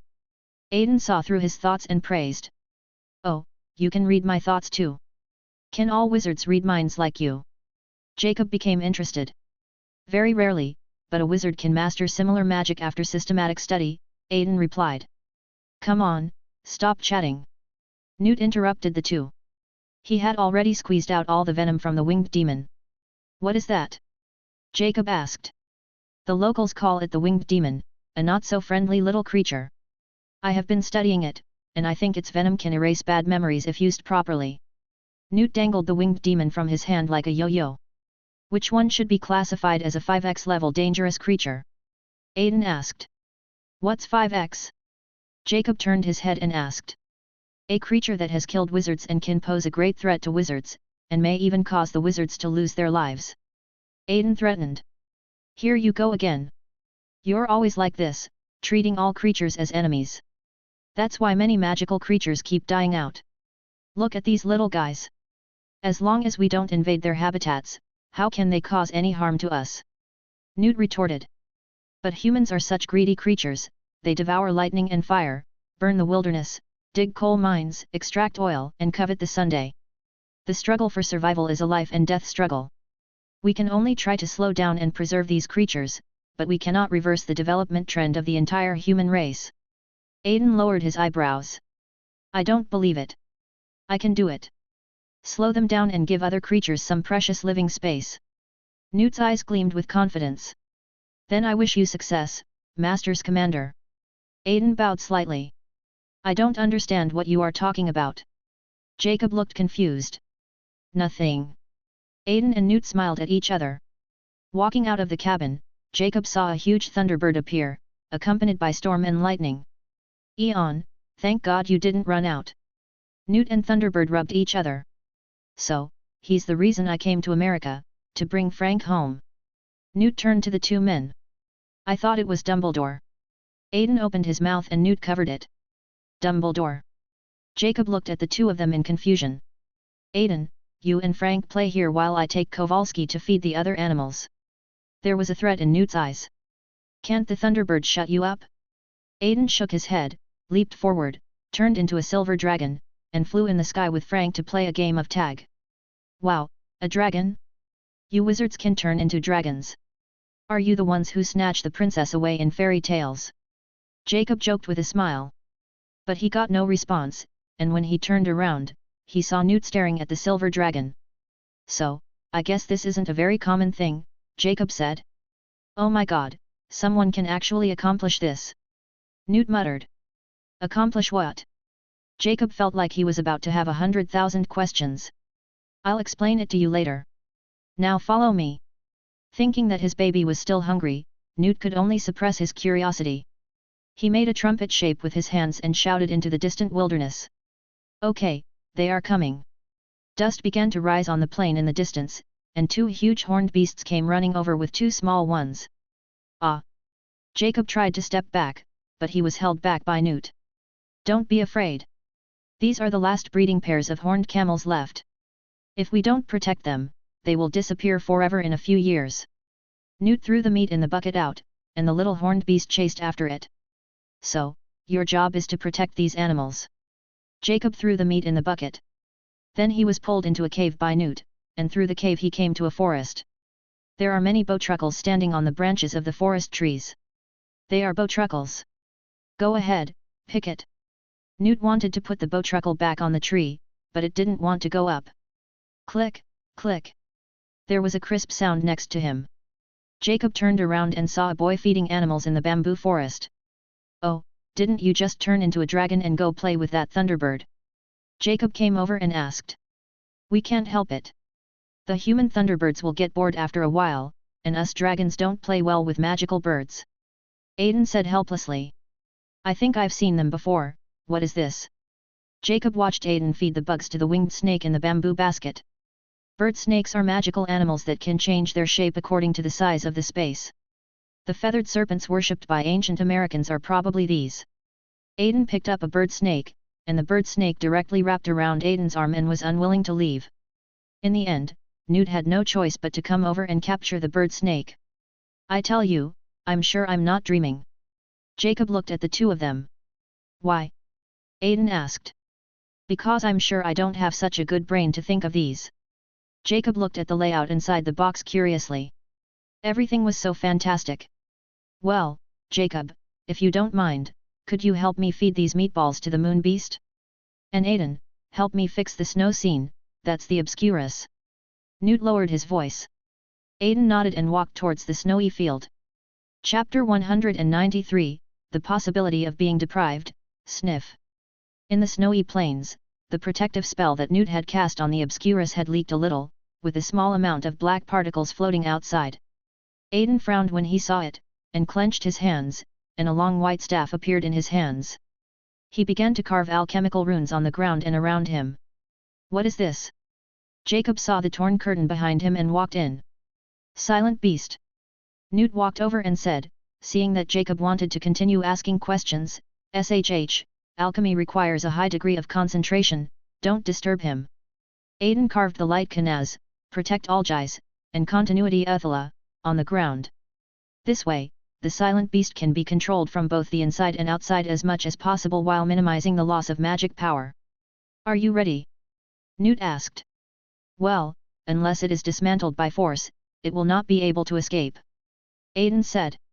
Let's go then. Newt led the two of them out. Where to? Jacob asked. Go get my animals back before they get hurt, Newt said. Were they hurt? Jacob's tone rose. You have to know that even we wizards are forced into hiding in corners by ordinary people, not to mention those magical animals whose intelligence levels are not high to begin with. Aiden patted Jacob on the back, motioning for him to follow, and Newt nodded in front.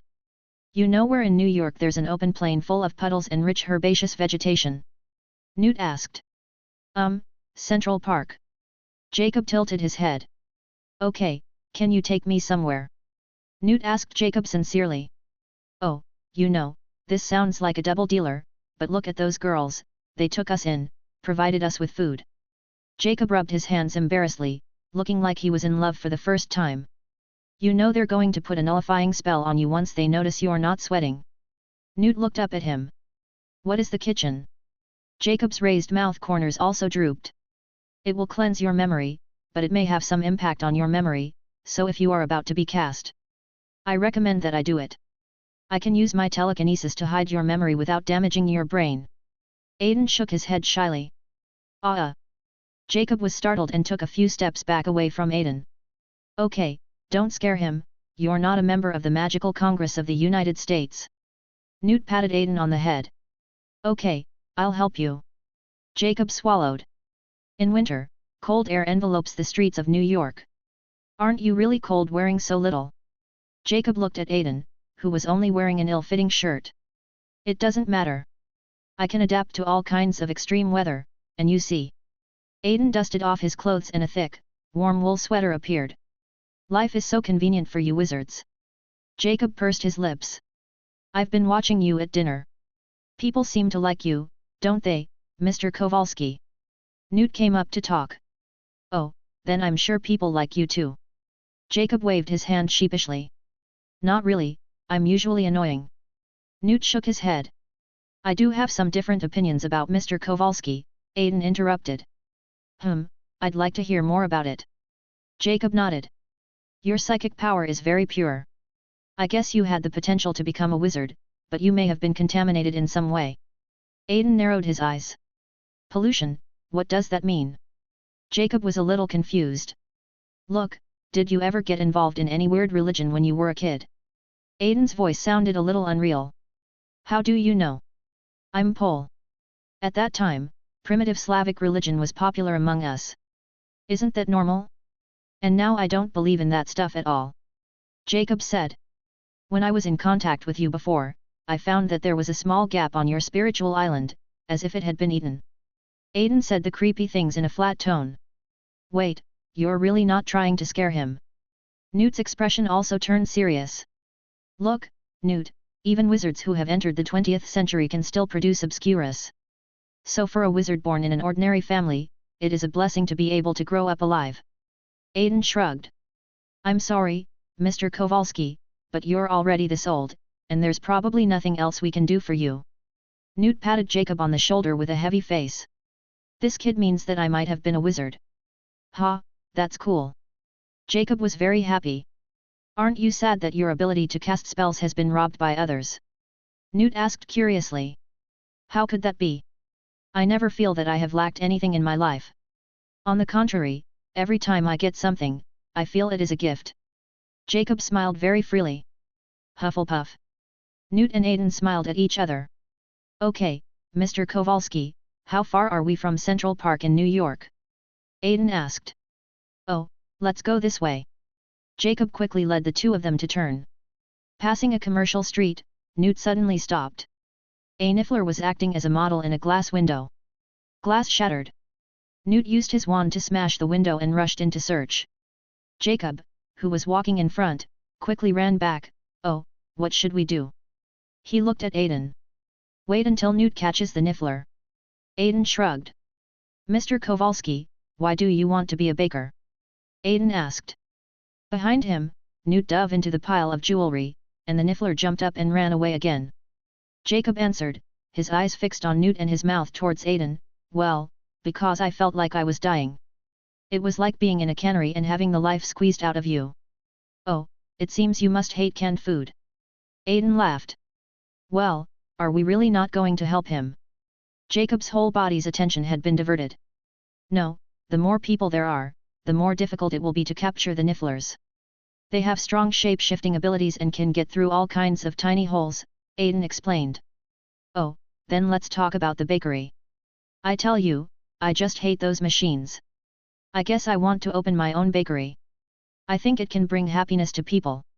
Jacob raised his hands, already imagining what it would be like when he opened his shop. Finally, with Newt's efforts, the second window was shattered and the store alarm was triggered. Sniff struggled to escape again, but a pair of powerful dragon claws blocked its way. Well done, Aiden. Newt was covered in jewels. He took the niffler from Aiden's hand and hung him upside down, tickling the niffler's belly, and the gems inside began to fall out. Soon, NAPD arrived at the scene, and the police pointed muskets at the three people. Your firearms still need some time to develop. Aiden turned his head and spoke to Jacob. Hey! Jacob was confused. Snap! A crisp sound of finger snaps echoed, and the surrounding policeman fell into a sweet dream. You wouldn't kill them like this, would you? Jacob asked stutteringly. What are you thinking about? I'm just giving these overtime police officers a break. Aiden rolled his eyes. Chapter 194, Capturing the Venomous Horned Beast, Exposed. Let's go to Central Park. Newt hooked his neck and pulled Jacob to apparate. There was a flash of space, and several people appeared on the bridge near Central Park. An ostrich was running out, and those with sharp eyes could already see the zoo wall that had been blown to pieces. Newt took out the wooden armor and hat from his bag and threw them to Jacob, then rushed forward. Why am I carrying this? Jacob looked at Aiden. You know, the size of an erumpent is about the same as that of an elephant. You are an ordinary person, and your physiological structure is different from ours, that is. Aiden pointed his finger at Jacob and turned it around. The roar of an Erinaceus was heard in the zoo, and Tina, who was far away on the street, also heard the noise. She hurried into the room, but no one was inside. When the three arrived at the zoo entrance, the Erumpentoran inside was approaching a rhinoceros. Given the huge size difference, if the Erumpentoran really succeeded, the poor rhinoceros would most likely be drained. Newt took out the unicorn's musk and poured a little on his hand. Aiden next to him has turned into a dragon to prevent any accidents from happening. Wow, you turned into a dragon again, but you look so beautiful as a dragon. Jacob praised. Aiden winked at him, and Newt opened the box and performed a courtship dance towards the ermine.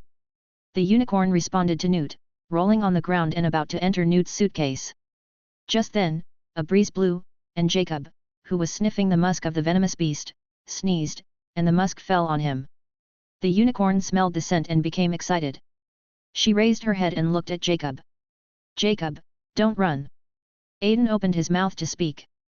But it was too late. The erumpent rushed towards Jacob, and Jacob ran out of the zoo with the erumpent.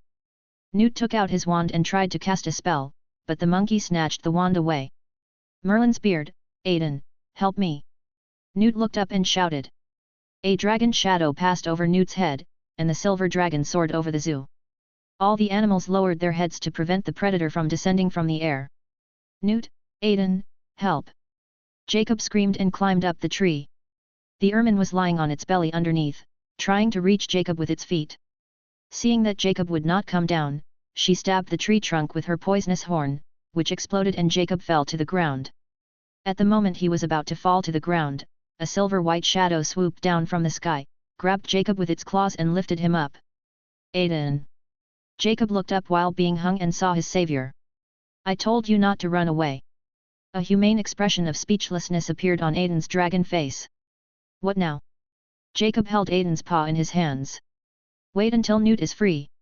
Sorry, you have to act as bait to attract the venom horn. But don't worry, she can't catch up with my flying speed. Aiden long kissed her and smiled wickedly. Ah! Jacob's scream was heard next. The erumpent sensed that its mate, who was so close to it, was taken away by a dragon, and hurriedly chased after it. Aiden took Jacob and walked around in circles with the poisonous horned beast. On the other side, the monkey used the wand as a toy and successfully blew himself away. Newt picked up the wand and apparat to the riverside. Aiden, here! Newt called to Aiden.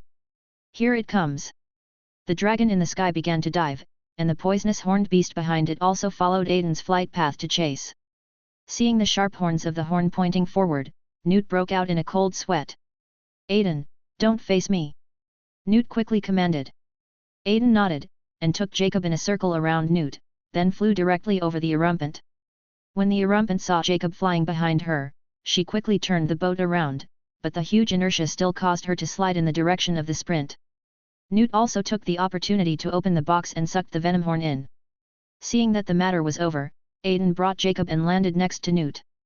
Well done, Mr. Kowalski. Newt looked at Jacob who was in a state of distress and praised him. Call me Jacob. Jacob shook hands with Newt with his left hand, and couldn't help but put his right hand on Aiden's dragon horn. Aiden shook his head and transformed back into human form. This is the first time in my life that I've touched a dragon's horn. Jacob stared at his hand in a daze. You've experienced so many first times in your life. Aiden rolled his eyes. Okay, stop talking and come in. Newt opened the box and led the two inside. On the bridge, Atina was stealthily poking her head out. When he saw 3 people entering the suitcase, he hurried over to close the suitcase and fasten the buckle. Tina picked up her suitcase and walked towards the Magical Congress of the United States, but on the way, she clearly felt a powerful force of dark magic flying over her head. On the other side, in the magnificent hotel, high-ranking celebrities from all walks of life gathered here. Media mogul Shah is paving the way for his son Henry Shah's political career. Henry Shah stood in the center of the stage, explaining his governance philosophy in front of everyone. Unfortunately, the danger of death was imminent when a black mist cut off the hotel's power supply. The scene fell into pitch-black darkness. Henry Shah was lifted up, corroded, and finally fell heavily to the ground by an invisible force. Henry Shah's death caused a huge stir, and the International Wizarding Association held a meeting in the United States ahead of schedule. Many influential people in the wizarding world gathered together to discuss the leak of information from the Magical Congress of the United States. We never expected that our friends at the American Federation would allow such a major leak to occur, threatening and exposing us all. Hector Foley, the British Minister of Magic, is on the stage denouncing the Federation of Magic for its inaction. I will not let the man who let Gellert Grindelwald slip away lecture me here. Pickery shook his head. Tina broke into the meeting of the Magic Congress with the box. Chairman Pickery, I have an urgent matter to report to you. Tina's voice went from loud to soft, and she looked around. Almost all the international wizard representatives could be found in this room. Ms. Pickery, 2 wizards broke in yesterday carrying boxes full of magical creatures, Tina said. Yesterday, you didn't report for a full 24 hours until a person was killed. Picquery stared at Tina. Who was killed? Tina sensed something was wrong. Where is that man? Picquery demanded. Tina placed the box on the floor and opened it. 3 people came out of the box. Mr. Scamander. Hector Foley's face darkened. And who are these 2, this half-blood wizard? Picquery looked at Aiden with disgust. Dragon Man. Pruitt's Dragon Man. The wizards who knew the goods had already started screaming. How is it possible? They have disappeared for many years. Have those war maniacs actually cultivated new dragon people? Aiden felt that there was a fiery gaze in the crowd scanning him. You, child, what is your name and how did you get here? Hector Foley immediately rushed forward and tried to grab Aiden's hand to get closer to him. Oops, you're in trouble, Newt, I'll come to save you. Aiden glanced at Newt and spoke to him through telepathy. Then, in front of dozens of powerful wizards, Aiden disappeared from everyone's sight. Gravity, impose martial law, blockade the entire Magic Congress. Picquery gave the order immediately. Chapter 195, Fight, Escape, Plan. After Aiden disappeared, the people in the council hall looked at each other in bewilderment. An Asian witch couldn't stand it anymore and said, Mr. Scamander, do you know which of your creatures is responsible? Merlin's beard, this is the Obscurus. Newt's voice was very vague, revealing his shocked heart. Your accusation is too much, Mr. Scamander. There are no Obscurials in the American Federation. Picquery shouted. Arrest them, Graves. Graves, who was sitting on a chair nearby, reached out and snatched Newt's box, and tied up both of them. The parliament ended under the mocking gazes of the Macusa.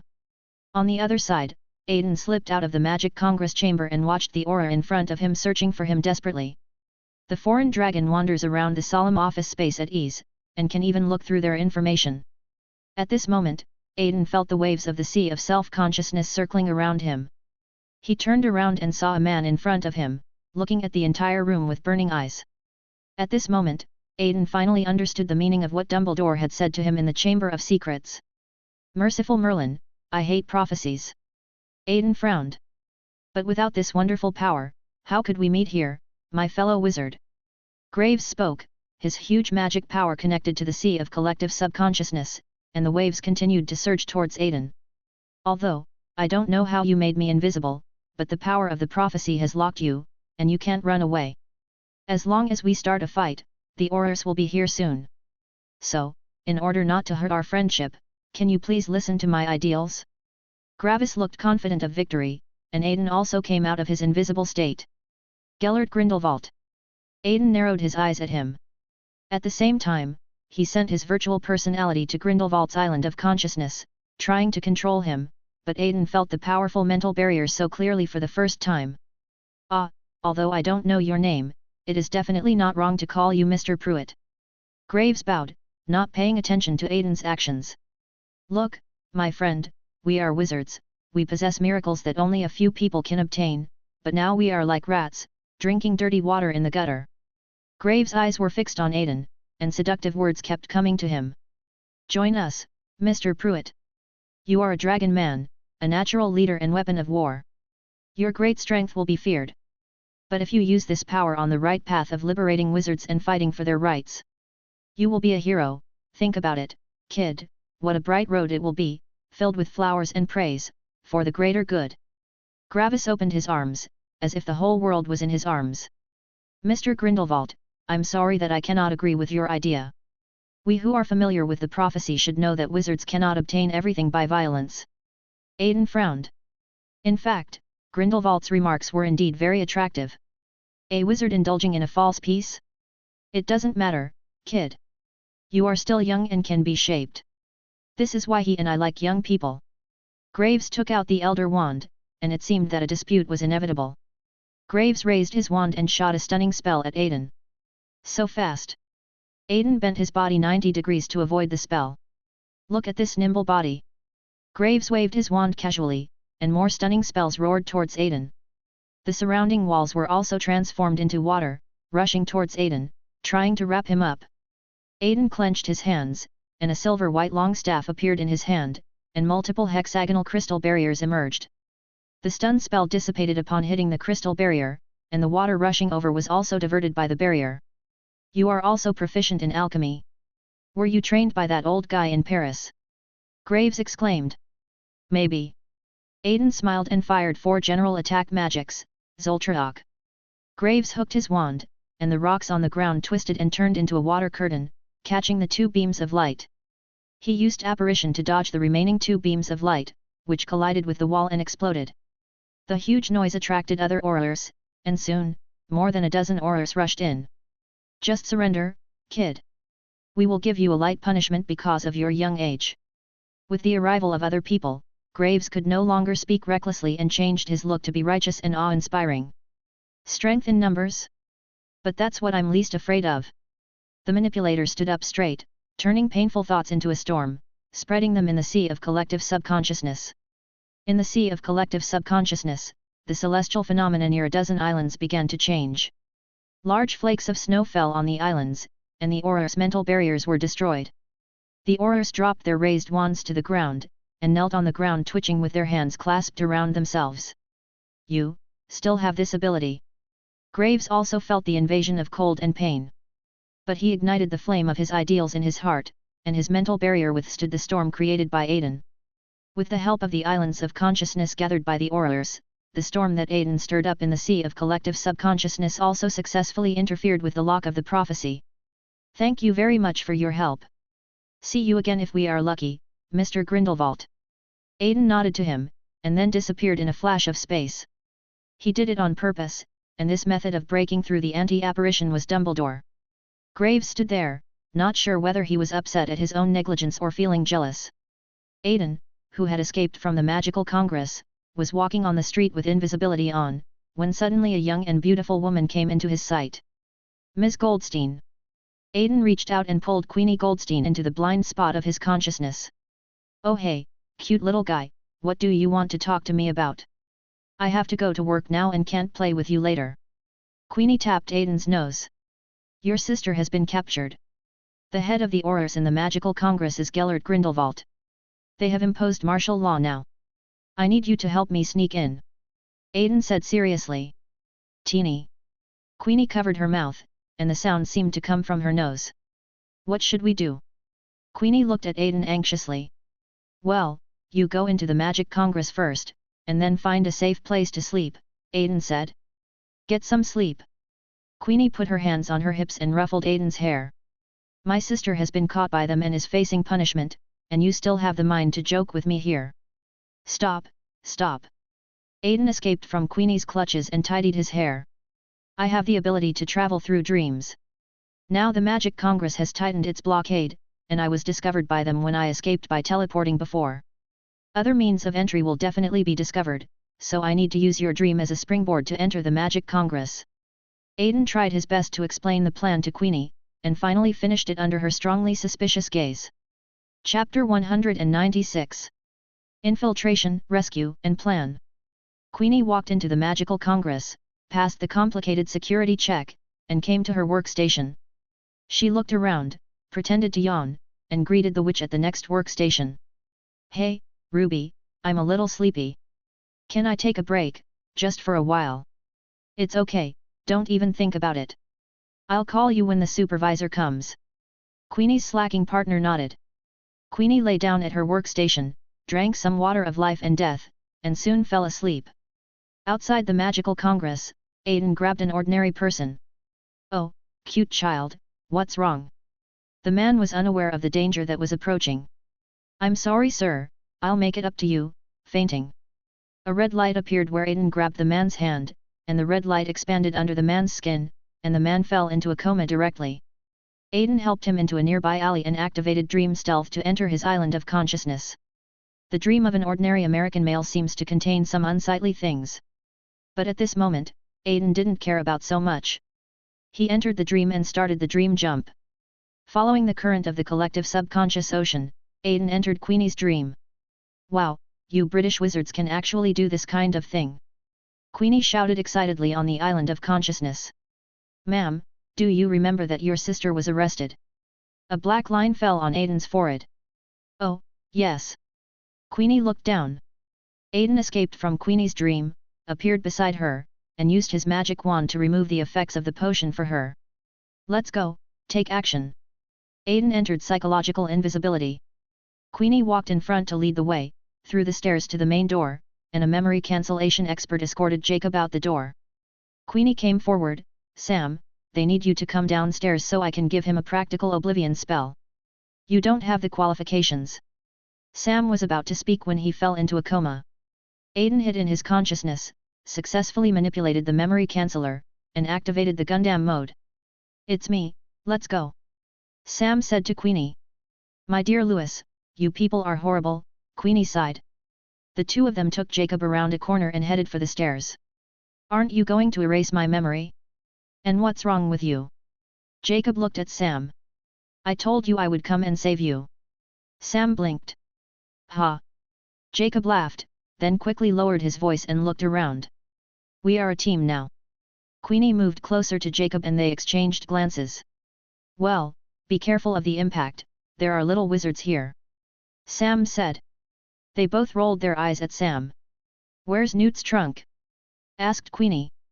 "Some guy named Graves took it," Jacob replied. On the other side, in the interrogation room of the Magic Congress.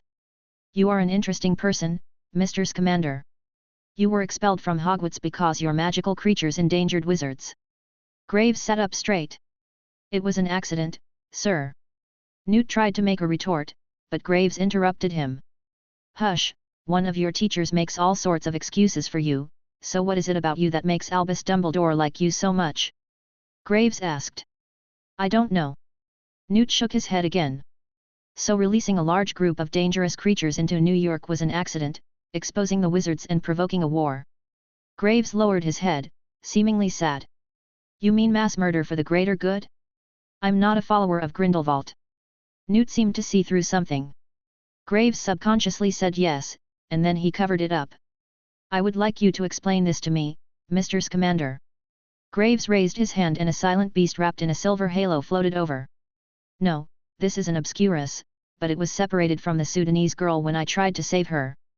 Without a host, it cannot come into contact with the outside world, otherwise it will soon dissipate." Newt turned back excitedly and explained to Tina. "I see. It's useless without the host." Graves sighed. "It's useless. A child was killed because of the parasitic erosion of this power. What do you need it for?" Newt looked up. "You can't fool anyone. You brought the obscurus into New York, trampled on the law, and provoked war.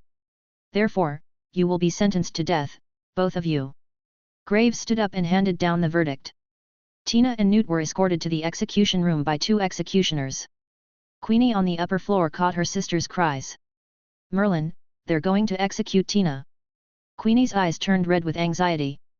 You two go get the boxes, I'll go over and take a look. Sam said. Queenie and her group split up again. Following the corridor, Sam rushed to the execution chamber, but Tina had already been placed on the dissolving pool. Hey, Sam, are you here to watch the execution too? One of the executioners seemed to know him. Oh, yes. Sam nodded. Then you have to be careful not to get splashed by the dissolving liquid. Ceci kindly reminded. A transparent Aiden entered Ceci's island of consciousness and took a tour of his life. Another saint, and a black glove that specializes in dealing with dirty words for Grindelwald. Aiden frowned. So Sam came up behind him, raised his foot and kicked him into the dissolving pool. Ah! Ceci's scream stopped abruptly after a second. Sam, what are you doing? The two executioners took out their wands and cast a spell on Sam. At this moment, the bowtruckle in Newt's hand had untied the chains for him, and Newt used the chains to knock off the wand of one of the executioners. Aiden also jumped out of Sam's island of consciousness, his tail wrapped around the dark executioner's neck and embedded her into the wall. Tina, jump over here, I'll catch you. Newt shouted to Tina. Aiden picked up the last person and gave her a physical knockout shot. When he looked up, Newt and Tina were already hugging each other. Aiden whistled, disrupting the sweet atmosphere between the two of them. He quickly straightened his clothes and stood up straight. Now, may you two please come in? Aiden bowed and gestured for invitation. The three of them ran out of the execution room. At the same time, because Jacob kicked open the door of Graves' office, the alarm of the Magic Congress sounded again. Several Aurors rushed out and fired spells at Newt, and Aiden snapped his fingers. The mental storm wrapped around the sound waves and spread in all directions, and all the Aurors who were caught in it fell down with convulsions. After Queenie got Newt's box, she took Jacob to the execution room. Finally, the 5 people met at the corner of the corridor. They've blocked all the exits. Queenie looked at Aiden. Then how do we get out? Tina looked around. Use a box. Jacob suggested. No, I've broken through the blockade of the Magic Congress twice. Their search must have been very strict. Aiden touched his chin. So what? Newt asked. Of course, a frontal breakthrough. The dragon in the shadow gave a wicked smile. Chapter 197. Breath, defeat CG. Aiden strode to the gate carrying his suitcase. A group of Aurors who were on high alert had completely blocked the exit. Mr. Pruitt, if you surrender now, I can spare the death penalty because of your young age. Pequary gave Aiden an ultimatum. Alas, you arrogant American people, can't you check whether your internal situation is clean? Aiden shouted angrily. Don't let the British people interfere in our affairs. Put an end to him. Pequary ordered, and she turned away, having already seen the result of Aiden.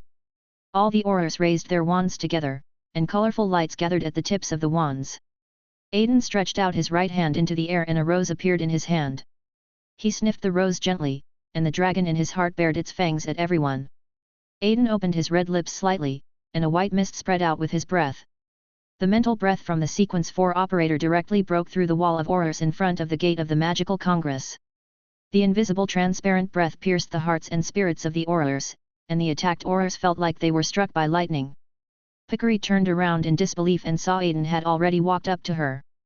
Mr. Chairman, don't sit there for too long. It's time to look down. After saying that, Aiden walked away, and no one was able to stop him.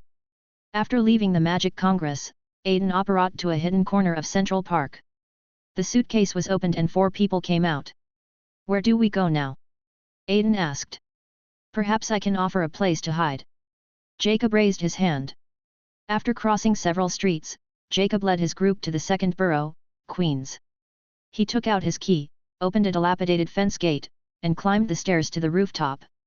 My grandfather used to live here. Jacob pointed to a small wooden house next to him that was made of broken wooden boards. Few people come here. Let's hide here for a while. This kid is good at that. Jacob raised his hand and made a gesture from small to large. Call me Aiden, Jacob. Aiden held out his hand. Oh, of course, it's an honor to meet you. Jacob shook his hand back. Aiden, you shouldn't have killed the executioner. Newt turned and looked at Aiden. Man, he's Grindelwald's man. Why don't we kill him and keep him to detonate the Magic Congress at the critical moment? Aiden shrugged. No, I mean you shouldn't change the past too much, after all. Newt looked at Aiden with some concern.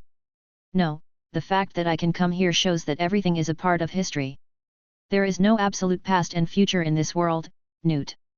As Aiden spoke, a clock appeared faintly behind him. Queenie and Jacob also started chatting. Wow, what is that? Jacob asked, pointing behind Aiden. Some magical stuff, don't take it too seriously, so your grandfather raised pigeons? Queenie asked back. Yes, he will also teach me how to make snacks. Jacob's emotions were easily aroused by Queenie. My grandfather used to have owls and I used to feed them, Queenie said. That's great. Oh, you have such a sweet mouth. Tina saw that Aiden and Newt's conversation seemed to be at a standstill, so she came over to ease the awkwardness between the two. Grevis keeps stressing that it was your animals that caused the disturbance.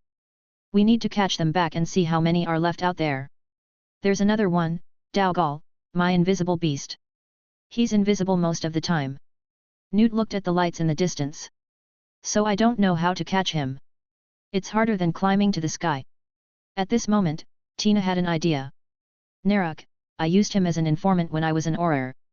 His side job is buying and selling magical creatures. Tina leaned over and grabbed Newt's hand. How do we get information from him? We have nothing to trade. Newt asked. Isn't there a dragon man here? Tina looked at Aiden. Aiden. Several people walked through an alley and came to a hidden corner. You bastards, you actually want me to wear something like this? The silver-haired dragon man was currently wearing a black evening gown, but unfortunately it was a women's style. Isn't this beautiful? Come on, I'm going to cover your mouth to prevent you from revealing the truth. Queenie flicked her wand, and bandages were wrapped around Aiden's eyes and mouth, and his hands were tied behind his back. The black evening suit reveals the elegant curve of his back, and the silver dragon horns on his head can well prove his identity. Coming to a stone wall, Queenie and Tina cast spells on each other's clothes. Newt also touched his tie with his wand. Tina knocked on the door and several people entered the secret bar. Inside the bar, a dark-skinned fairy was singing. Jacob sat at the bar and complained, "How can we drink in such a small bar?" Then a glass of whiskey flew into Jacob's hand. What? Haven't you seen a house elf before? An elf was wiping the cups at the bar. Yes, I like house elves. My uncle is a house elf. Jacob agreed. Tisk, I see. The house elf sneered. Queenie came over and started drinking with Jacob. On the other side, Newt and Tina sat in the corner of the tavern with Aiden. I can't believe I'm sitting here. Half of these people have been caught by me before. Tina seemed distressed to be reduced to this state. Excuse me, but I saw your memory with that boy in the death potion in the dissolving pool before. Newt leaned over. The boy's name was Credence. His mother always beat him. I attacked his mother. At the gathering, everyone was cast with a dispelling spell. It was a scandal. Tina raised her wine and drank it all in one gulp, the glass hitting the table with a light sound. Hey, you two should stop chatting. It's really uncomfortable to be tied up like this. Aiden said, twisting his body. SHH, quiet, here it comes. Newt tapped Aiden on the head. A goblin walked in from outside and sat down on the wooden chair next to Newt and Tina. So, you're the lunatic with the box of creatures. The house elf came over and offered him a glass of wine. We hope to obtain from you the trace of an invisible creature. Newt looked up at him, and Narlik simply lit a cigar and took a drag.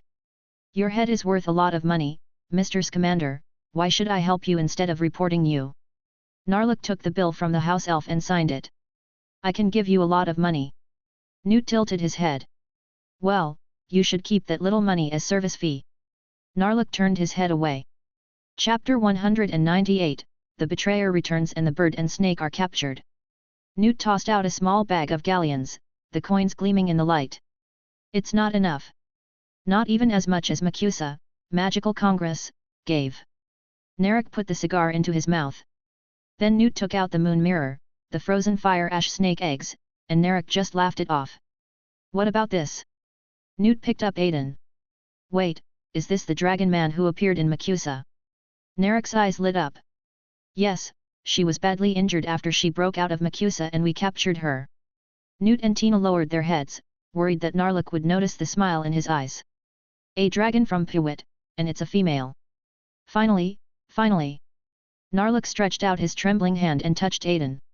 Ha ha ha, this time I can get back everything I lost, as long as I bring a dragon man back.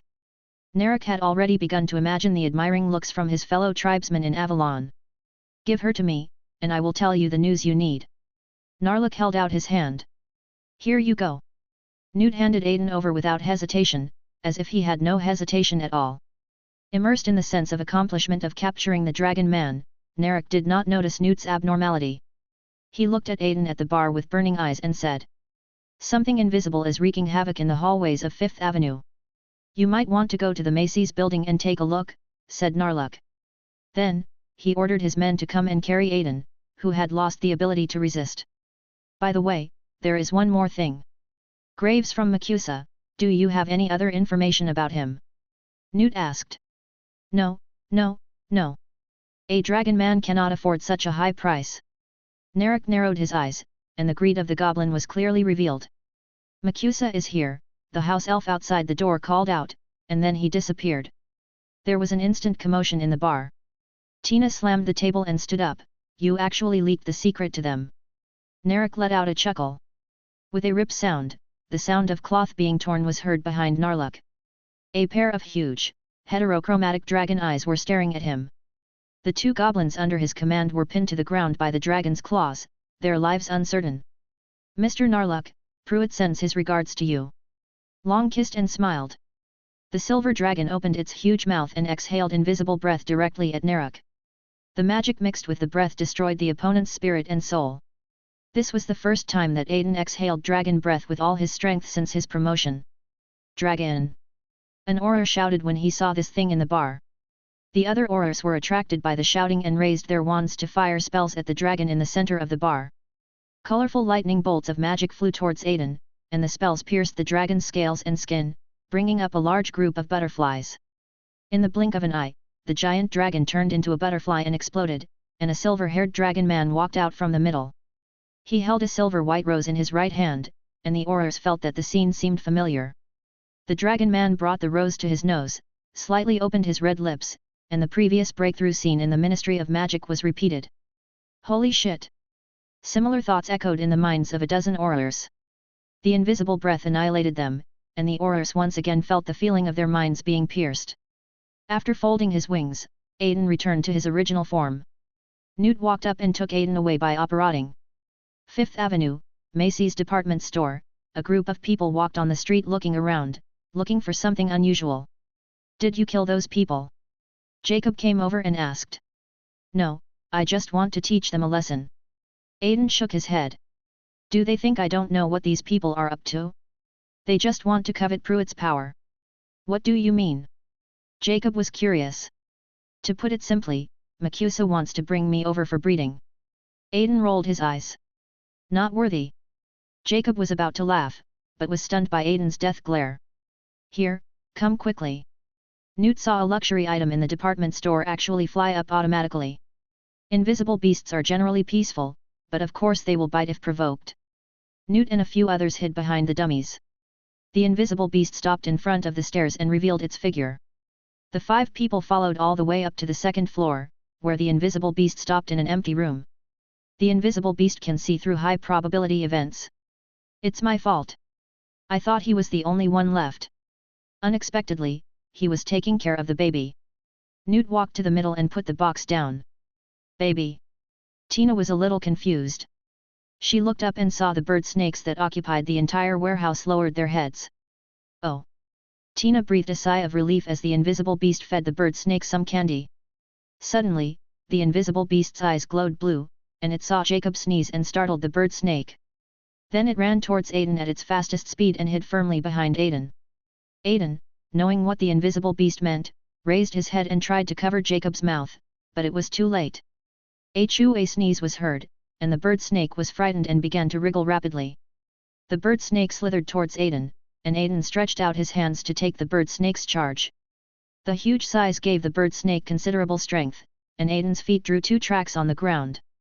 Then the bird snake suddenly turned and threw Aiden out. Newt took the opportunity to jump onto the bird snake's neck. I need an insect and a teapot. Newt reluctantly rode on the bird snake's neck. As Aiden Long's might faded, all the cockroaches on the ground fainted, and Jacob took the opportunity to grab a cockroach. Then he was pushed onto the shelf by the bird snake's body.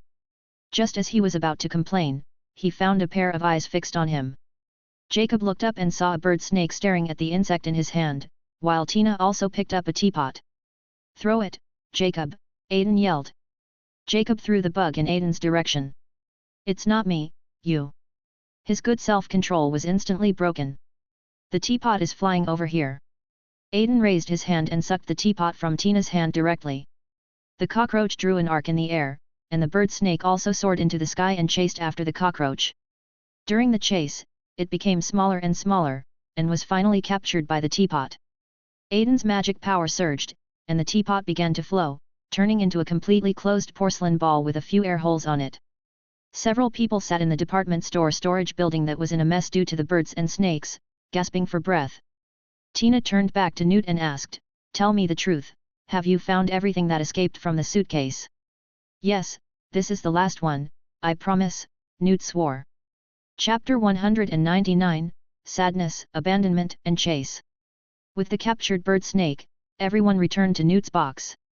For some reason, the invisible beast seemed to like Jacob very much and kept pestering him all the way. Inside the box, Newt and Pickett fiddled with the herbs. "Hey, Newt, who's this girl?" Queenie asked. Newt stopped what he was doing and fell silent. "Rita Lestrange, I've heard of that family, are they?" Queenie wanted to speak but was interrupted by Newt. "I asked if you could stop reading my thoughts." Newt looked up. "Sorry, people's minds are easier to read when they're sad." Queenie approached Newt. "She's a taker, and you need a giver." "Well, speaking of the Lestrange family, I was a classmate of their last heir." Aiden threw a piece of snack into his mouth. "What are you talking about?" Tina also came over. "School stuff." "You are talking about school. Is there a wizard school in the United States?" Jacob also joined the discussion. "Of course, Ilvermorny, it's the best magic school in the world." Queenie smiled at Jacob. "I think you'll find that the best school in the world is Hogwarts." Newt threw the herbs in his hand into the millstone. "Hogwash!" Queenie crossed her arms. "Look, does Ilvermorny have this?" Newt pouted at the excellent dragon student beside him. "Don't worry about it. Everyone thinks that the magic school in their own country is the best." Aiden patted Jacob on the shoulder. "What about you?" Jacob asked back. "Hogwarts." When the few of them were chatting excitedly, there was lightning and thunder in the sky, and a thunderbird changed its color and approached Newt. "Danger, Frank senses the danger." Newt looked at him blankly. On the other side, Grindelwald, disguised as Graves, came to the orphanage where Second Salem was stationed. "Credence, I need you to help me find that girl. She is very dangerous." Gravis touched Credence's head. There was a flash of space, and following Credence's instructions, the two came to an apartment. "She was scared, so she came back here to find her brothers and sisters." Credence lowered his head. "Where is she?" asked Graves. "I do not know." "You're a squib, Credence. I knew that the first time I saw you." Seeing that Credence was useless, Graves bared his fangs at him. "What do you mean?" Credence sensed something was wrong. "You have wizard ancestors, but you don't have the ability to control magic. Your mind is too inferior." Graves walked into the room. "But you said you would teach me." Credence choked. "You are unteachable. Your mother is dead. This is your reward. We are even now." Graves walked away. "Modesty, I'm here with my brother, don't be afraid." Gravis tried to get closer to the little girl. But following her gaze, the wall behind him collapsed completely, and standing there was Credence. Graves finally realized that what he was looking for was in his hands from the beginning, but he had ruthlessly pushed it away. "Credence, you can control it." Gravis wanted to show the charm of language. "I trust you so much, but now, I don't want to control it, Mr. Graves." As Credence's voice fell, the surrounding walls exploded and a powerful black magic force burst out. The black particles carry red sparks, crashing into and smashing everything that stands in their way. The streets and buildings of New York, Aiden looked at the black fog with interest. "Jesus, this is what is called the Silent Master." Jacob remembered what he had heard in prison before. "He's more powerful than any obscurial I've ever heard of." Newt frowned. I'll go first and see if I can reduce the damage. Aiden said.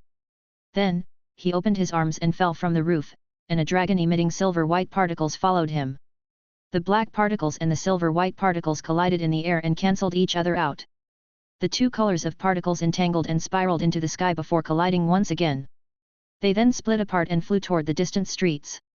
If I can't come back, please help me take care of my animals. Here are the things you need to pay attention to. Newt handed Tina a box and a small notebook. Newt. As Tina shouted, Newt disappeared in a flash. Tina quickly turned around and handed over the box and notebook. You heard it, take good care of them. Tina chased after him, and Queenie also wanted to go, but was stopped by Jacob. The two of them expressed their feelings to each other in the collision of their thoughts. In the distance, black particles were destroying everything around them. The dragon made of white particles collided with it several times, while also being responsible for protecting the pedestrians around it. For a moment, the dragon was in a stalemate. The space flickered, and Gravis walked over. He is inside you. You have survived this long. You are a miracle, Credence. Graves pulled out his wand and tried to capture Credence. Newt and Tina also rushed over. It's the boy from Second Salem, Newt said to Tina. How did he survive? Tina was puzzled. Because his bloodline is very powerful. White butterflies condensed and Aiden walked out. Can you save him? Tina asked. We'll do our best. Aiden flashed in front of Graves. Hello, Mr. Grindelwald. You, Pruitt, wait, what kind of spell is this? Silver-white particles surrounded Grindelwald, forming a chain. Aiden clenched his fists and knocked him unconscious. After dealing with Gravis, Aiden turned back, and the black particles took the opportunity to break free from their restraints and fly into the sky. Inside Macusa, Pickery looked at the magic map emitting red light. We can't let the damage expand any further. If we continue like this, we will be close to the limit of exposure, and war will follow. Following Pickery's order, the Aurors also joined the crusade. On the rooftops of New York's Fifth Avenue, space kept flickering as new Aurors joined the battlefield. The first move they made was to use the crushing spell, which seemed to be a fatal move close to their limit. Newt deflected two shattering curses and shouted to the black mist, Credence, we are here to help you. Unfortunately, Newt did not get a response, and the black fog was still moving at a very high speed.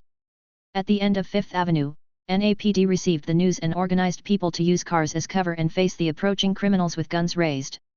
The black fog roared and swallowed, crushing pedestrians and vehicles on the street, and the police opened fire on it. But the semi-automatic rifles were clearly not enough against the already rampaging Silent Division. In the sky, a giant silver dragon swooped down and disintegrated into particles when it was about to collide with the police. These particles built a white protective shield around them, and multiple hexagonal crystals formed a semicircular shield to cover these people. The black mist and crystal collided, making a harsh friction sound. The aura behind caught up and fired a spell at the black fog. An explosion occurred where the spell collided with the black fog, and the black fog was quickly dispersed. Chapter 200, The King of the Deep Realm. Resentment. Under the pursuit and blockade of the Aurors, black mist rushed into the City Hall subway station. The silver dragon followed closely behind, and the two sides fought in the underground station. It's unbelievable that all the Dumbledore family members are so blessed. Aiden complained in his heart. You guys, Pruitt, are not bad either. The system complained. The silver dragons gathered again, and Aiden used the mind breath mixed with magic. The black fog was dispersed by the breath stained with a bright white light, and the double pain in his mind and soul finally made Credence fall into a coma. There was a flash of space, and Newt arrived here. Hey, let me tell you, I haven't enjoyed a fight so much in a long time. Aiden joked. What should we do now? Newt said solemnly. Separation. Aiden hesitated for a moment and still wanted to try to see if he could change Credence's fate. He could die. Newt looked at Aiden. If they don't separate, he will surely die. Aiden shook his head. Okay, I'll separate them and you help me. Newt took out his wand. Aiden grabbed in mid-air, and a long staff appeared in his hand. The tip of the long staff was pressed against the ground, and the flames automatically carved runes on the ground. Outsider who does not belong to this world, great ruler of the Sea of Consciousness, grey dragon who controls the mind, please lower your gaze and build a spiritual wall for me. After Aiden finished reciting the prayer, he felt his magic power being drained. There seemed to be matter flowing out of his sea of consciousness and combining with his magic power to build a high wall for him. What is that? Newt asked while he was busy. This is my prayer. You can shout it out if you need it in the future. Aiden curled up the corners of his mouth into a sly smile. Forget it. Newt declined. As the light at the tip of Newt's wand magnified, white threads extended from it. It slowly sank into Credence's body, with the white threads continuously expanding on Credence's body. Some black particles gradually stained the white thread and were slowly pulled out by Newt. The most tense first step had been completed, and Newt and Aiden breathed a sigh of relief at the same time. But Aiden's magic suddenly sent him a warning. Looking in the direction of the warning, Aiden's eyes penetrated the sea of collective subconsciousness, and a huge Athela rune flickered in Credence's consciousness. However, the left side of the rune emitted a pure silver light, while the right side had been dyed black. My God, these lunatics from the Dumbledore family! Aiden suddenly understood. As an ancient rune, the Dumbledore family's skillful use of Athela made it easy for them to continue the bloodline of the Phoenix. However, how can the use of power be without cost? As a member of the Dumbledore family, it is the meaning of Athela's continuation. While gaining the power of the family through the runes, he also gained the resentment accumulated from the distant past. Hatred, the most primitive and strongest emotion of human beings, has been accumulated through runes from generation to generation, and finally broke out in the 3 generations of Credence. The result is TMD, these people are the natural carriers of the King of the Deep Realm. Aiden no longer cared about his manners and elegant words came out of his mouth. Newt, run! Aiden rushed forward, picked up Newt, untied the spiritual wall and started running outside. Just as Aiden was trying his best to run outside, Graves and Pickery rushed in with a group of American League Aurors. Who on earth has these Aurors been caught by? The system complained. Pruitt, it's you again, finish him off, Pickery ordered, and the Aurors raised their wands and pointed them at Aiden. Run, run! Aiden shouted. But no one paid any attention to him, and the considerate Aurors even sealed off the surrounding area with super protection. Oh boy, welcome to hell! Aiden shook his head as he stood in front of the silver blockade wall. On Credence's side, the Athela rune was completely occupied by the black light. The 4th layer of the deep realm, the throne of hate. The rotten giant sitting on the throne stretched out his hand to the sky. The power of the king of the deep world descended into reality through the boundary between illusion and reality. At the same time, the silent slates in 6 places in the world sounded simultaneously. The black fog spread out like an explosion, the surrounding environment was distorted beyond recognition, and black soul continued to flow out from Credence's body. Finally, it gathered around him, and a miniature version of the rotten giant appeared before everyone's eyes. The oppressive feeling from the higher level life spread, and the slightly weaker Auror knelt directly on the ground. What is this? Newt asked. The king of the deep resentment, the archenemy of us wizards for thousands of years. According to the terms of the World Wizarding Union, I am now recruiting you, all of you. Aiden turned around and looked at the Aurors of Macusa. Why do you do that? Someone was about to retort, but memories from ancient times surfaced in his heart, and he trembled and fell silent. Aiden waved his wand and all of his virtual personalities flew out, controlling a dozen Aurors. Listen, I need you to buy me time at all costs, otherwise the whole New York will be destroyed. Aiden has turned into a dragon man, with his long staff pointing at the ground. The other Aurors he controlled also came up and began to carve runes on the ground. Pickery also understood the urgency of the situation and came out to lead the attack. You hear me, gentlemen? Buy them some time. The rotten giant saw the wizards around him and began to act on instinct. With every step he took forward, the surrounding environment became more distorted, and the wizards kept firing spells at him with their wands. However, the spell disappeared before it hit the giant's body. If any of the dense spells touched the giant's body, the spell would bounce back and injure its caster. What kind of monster is this? How are we going to deal with it? Picquery stared at the giant and muttered. For all living beings on earth, this is God. Wherever God's might reaches, all living beings submit, and wherever God's will reaches, reality is changed. Aiden stood up and said from behind. Then, Aiden raised his staff, and the runes on the staff lit up. The staff was made of fairy metal and engraved with the Perthrow rune as a channel, and it could connect to the sea of collective subconsciousness as an antenna. Dongxia, England, Egypt, India, the depths of South America, Jerusalem, 6 silent stone tablets in 6 places simultaneously projected their power here. Using the alchemical matrix on the ground as an anchor point, cooperate with Aiden to stir up a storm in the sea of collective subconsciousness. Finally, the passage was opened, and the entire New York City Hall subway station was pulled into the abyss, falling all the way into a hazy fantasy world. Success. Aiden clenched his fist. What do you mean by success?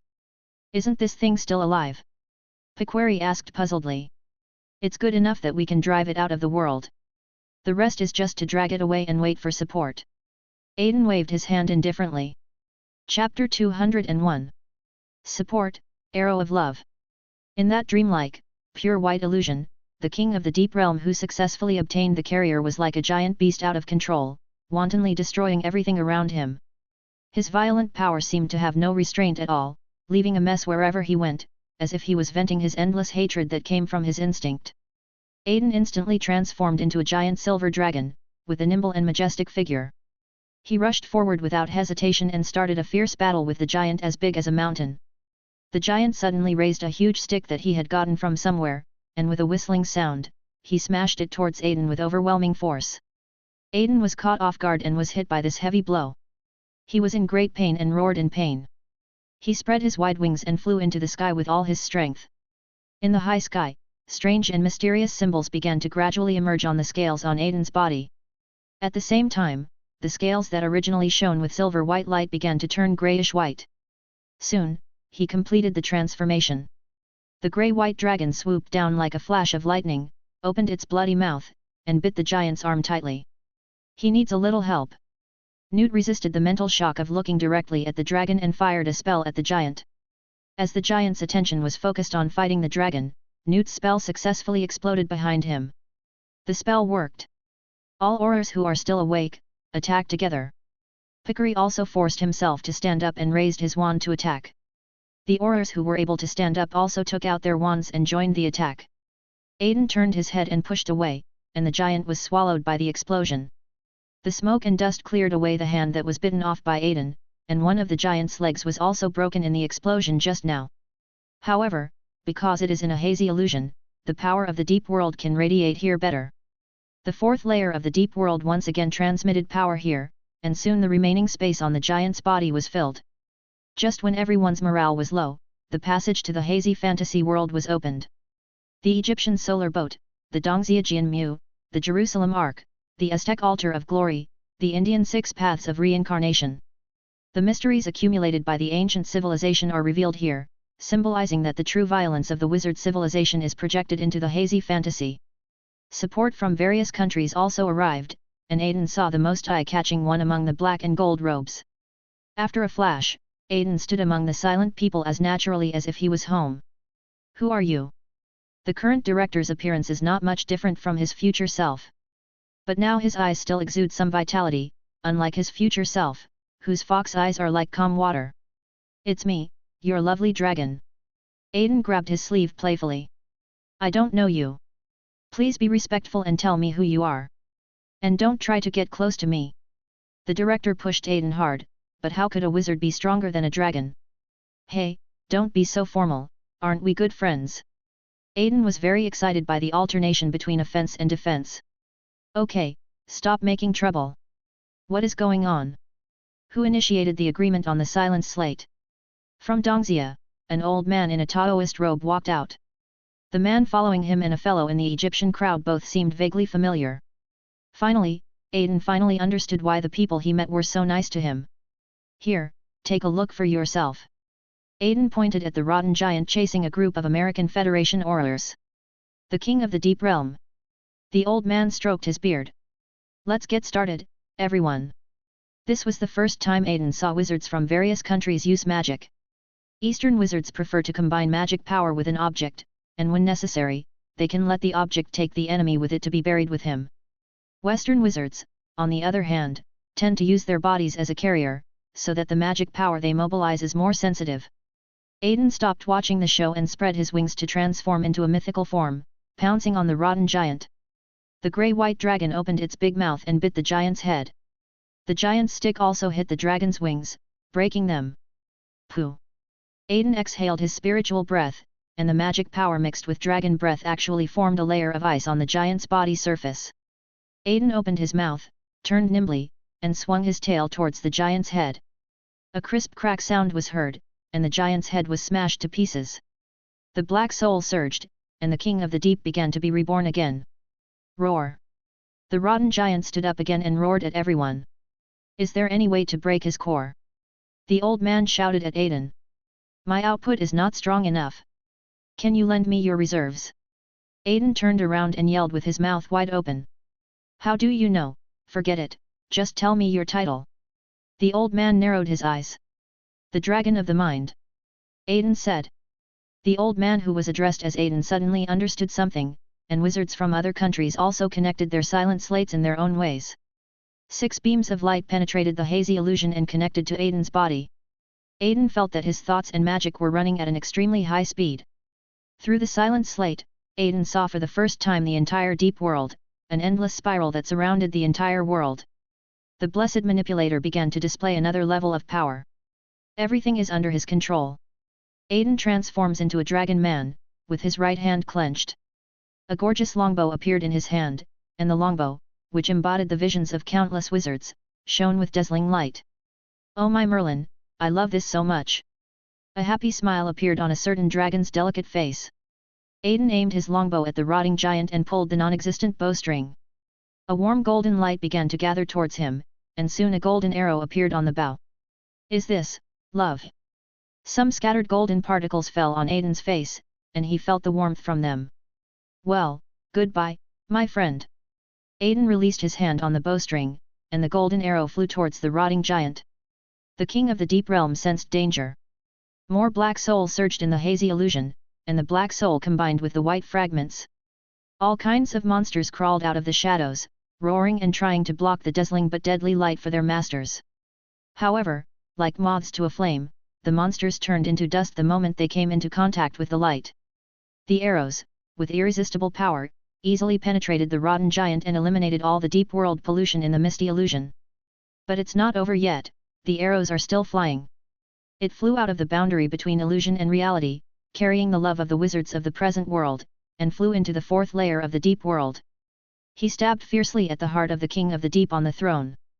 The king, formed by the most primitive hatred of mankind, was pierced by the warmest emotion of mankind, nailed to the throne, and slowly closed his eyes.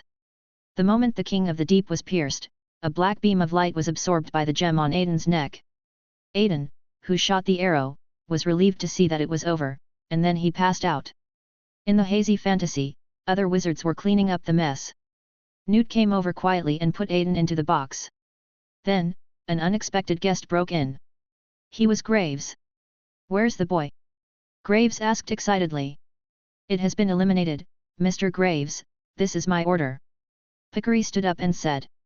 Yes, Mr. Chairman, but history will also record that what happened tonight was unreasonable and cruel. Gravy walked over with a tired look on his face. He killed a muggle, nearly exposed us, and brought great danger, violating our laws, Pickery shouted. Laws?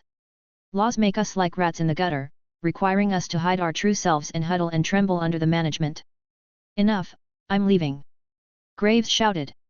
But when he turned around, he saw the elite troops from 6 countries raising their wands and ready for battle. Chapter 202, Awakening, the British Magical World of the Past. Where am I? A beam of light entered Aiden's eyes in the darkness. He struggled to open his eyes and found himself in Newt's box. Are you awake? Newt came over. Is everything over? Aiden asked. It was over the moment you shot the arrow. After the king of the deep disappeared, we were taken out of the Twilight Realm. Grindelwald was also defeated by wizards from the 6 realms and is now imprisoned in Macusa. I used the venom of the winged demon to erase the memory of the entire New York City, and the matter has been settled. Newt straightened his clothes and handed Aiden a roll of newspaper. What about Jacob, has he been cast into the Oblivion Charm as well? Aiden frowned. Yes. By the way, we have 4 hours left before we return to England, and there is someone who is looking forward to meeting you. Newt narrowed his eyes. Aiden. 4 hours later, at the ferry terminal at the New York Customs, Newt and Tina said their final goodbyes. Listen Newt, I want to thank you. Tina's eyes were filled with affection. Why thank me? Newt shrugged. You know, if you hadn't spoken for me in front of Chairman Piquary, I wouldn't have returned to the investigation team. Tina smiled. Maybe I just don't want people to investigate me. Not being investigated by others is what you should strive for, Tina said jokingly. I will. My days will be peaceful from now on. I will go back to writing books and have them published by the Ministry of Magic. Newt nodded. Then you must send me a copy when the time comes. I thought, maybe I could give the book to you in person. Newt reached out and touched Tina's temple. I'd love to. Tina lowered her head shyly. Hey, Newt, the ship is about to leave. Some dragon who couldn't read the atmosphere shouted. Kid, you are always so impatient. Goodbye then. Newt turned around and boarded the ship. After drifting on the sea for a few days, Aiden finally arrived in England. Hey, there's not much difference between here decades ago and decades later. Aiden touched his chin. Come on, go to Hogwarts from this fireplace. Someone is waiting for you there, Newt said. Aren't you going? Aiden asked back. I have to speed up the publication of my book. I don't have time to accompany you. Newt shook his head and left with an apparition. Aiden walked into the fireplace and sprinkled the flow powder on the ground. Hogwarts. The flow network teleported Aiden to the only fireplace in Hogwarts that had been opened. Inside the room, a middle-aged man with a beard was already waiting for Aiden. Well, it's our first meeting, or maybe our second meeting for you, Mr. Pruitt, the man began. Merlin, so you've been growing a beard since you were young? Aiden exclaimed. Is it ugly? The man asked. I don't know, but I think it looks better when it's old. Aiden shrugged. That's really good news. The man, no, he should be called Dumbledore, nodded. Okay, let's stop talking about this. What exactly do you want to talk to me about? Aiden asked. Well, let's go for a walk together, said Dumbledore. Knock knock, there's a knock on the door. Hide quickly, Dumbledore said hurriedly to Aiden. Aiden immediately hid in the blind spot of his consciousness, as if no one else had ever appeared in the room. That's remarkable, Dumbledore exclaimed. What's so great? Asked the younger version of Professor McGonagall as she walked in. I mean, these children, they will become our pillars in the future, Dumbledore said meaningfully. Isn't that inevitable? Professor McGonagall also laughed. Then, Professor McGonagall handed Dumbledore a large stack of students' homework. Albus, I heard something happened at the American Federation, you need to. Professor McGonagall wanted to say something, but was interrupted by Dumbledore. It's okay. Just leave the homework here and I'll correct it first. Dumbledore rejected McGonagall bluntly. Professor McGonagall pursed her lips and left the office. Why don't you let me see Professor McGonagall? Aiden appeared on the sofa again. Minerva doesn't understand the affairs of the deep. If she sees you, she'll be dragged into this. Dumbledore looked as if he had no idea how much trouble he was in. That's not something I've considered carefully. Aiden also nodded. So Professor, how can I get home? Aiden asked. Go to the Department of Mysteries. Although I don't know how you were able to travel to this point in time, they have the most in-depth research on time, and they must have a way to send you back. Dumbledore said. Yeah, if we can't do it, no one else can either. A voice interrupted the conversation between the two. Then, a man in a platinum robe walked in. At this moment, he had begun to take on the appearance of the future Fox Eyes. Was he injured too badly in the deep realm? Even his eyes were deformed. Aiden raised his eyebrows. Ha, yes, do you want to compete? The director already had the wand in his hand. Aiden circled around the director a few times as if he had discovered something new. I didn't expect you had this temper when you were young. Aiden laughed. Okay, don't make things difficult for him. The director of the Department of Mysteries has just been replaced. He is also an inexperienced newcomer. He can only act like this to deal with others. Dumbledore came out to help the director. Okay, I won't say any more nonsense. Just come with us. The Department of Mysteries will send you to the corresponding time. The director did not refute after hearing what Dumbledore said. The two walked into the fireplace under the gaze of Dumbledore, and soon, Aiden followed the director to the Department of Mysteries. More than 60 years ago, the Department of Mysteries was already that circular hall, surrounded by 12 gates. The Hall of Time? Aiden asked. Well, although I don't know how you came to this era, I can use the time hall to freeze you, and then unseal you at the corresponding time point. The director had a cold expression on his face, as if he was talking about a frozen frog on an operating table. Hey, wait, your way of time traveling is too simple and crude. Aiden frowned. It is difficult to send people to the past, and it is even more difficult to send them to the future. The director's face showed an expression of revenge. Oh, okay. Life is not easy, Aiden sighed. Aiden was brought to the time hall by the director, and it was the first time that he saw the real retrograde pendulum with his own eyes. There is a golden pendulum under the huge pendulum clock, and golden particles flow out every time the pendulum swings. Here, this is it, come in, said the director.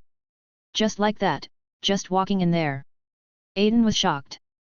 Otherwise, do you want me to hold a ceremony for you, or start a research project, such as research on the time solidification of dragon people? The director narrowed his eyes. No, thank you. Aiden declined. After saying that, he walked straight under the pendulum. Passing through a layer of strange film, the time sand immediately sucked towards Aiden and wrapped him tightly. Aiden only felt that time was going slower and slower, and finally came to a standstill. Chapter 203. Parliament, Rebellion against Tian Gang. At this moment, Aiden, who was sleeping in the Department of Mysteries, looked idle on his island of consciousness. Damn it, they didn't tell me that a wizard's mind can transcend the limitations of time and space. Aiden rolled his eyes. Why do you think a wizard's mind can travel long distances independently after death? The system came online after a long absence. But I'm so bored, system, really so bored, woohoo, please give me some fun. Aiden rolled around on the island of consciousness. Oh, my silly boy, have you forgotten that you still have two things that you haven't used? The system sighed. Aiden noticed the element. You mean? The fragments of anti-entropy are already in the Church of Bones. The system has helped the host integrate the two. Now the host can pull characters from any time point into the church. The system revealed the answer. Well, southeast arrow, northeast arrow, system, awesome. Aiden acted cute. Ah. As Aiden's will drove him, a huge Church of Bones rose up on his own island of consciousness. Aiden stood outside and looked around the church, carefully observing the bones on its exterior, and found many familiar races. However, the largest number seems to be fairies. Is this thing? Aiden began to doubt what his future self had done. By the way, system, can you change the appearance and give me a whole round table? After all, I am considered a British person. Aiden touched his chin and smiled evilly. Use transfiguration to fix it yourself. The system's tone of disappointment came. Oh, that's right. A dragon who had been slacking off for so long almost forgot that he was a wizard. Aiden stretched out his hand and grabbed in the air, and a long staff appeared. With his magic power, the bone church began to change. The interior of the church was changed into a chessboard with a huge round table placed on it. The surrounding scenery was modified into corresponding levels by Aiden based on what he had seen and heard in the deep world. Aiden sat in the main seat, covering his face with a hood, with his two dragon horns extended and a slight amount of dragon power wrapped around his body. Aiden stretched out his hand and knocked on the round table. Driven by his thoughts, the bone church used the power of the fragments of the King of the Deep to extend its tentacles deep into various time nodes.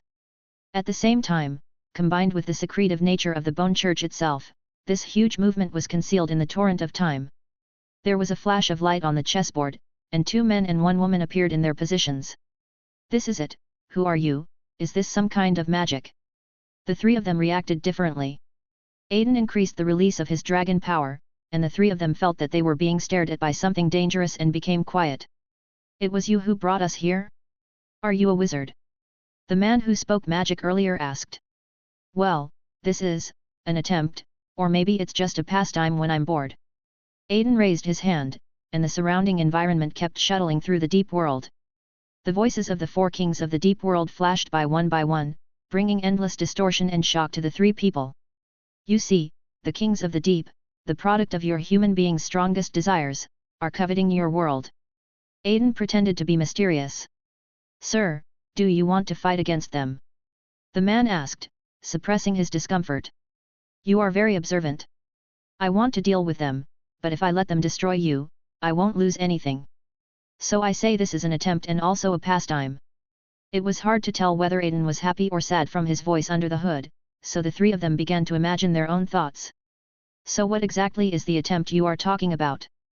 The woman among the three also asked. I want to try whether you can fight them with your mortal bodies. There was a hint of evil interest in Aiden's voice.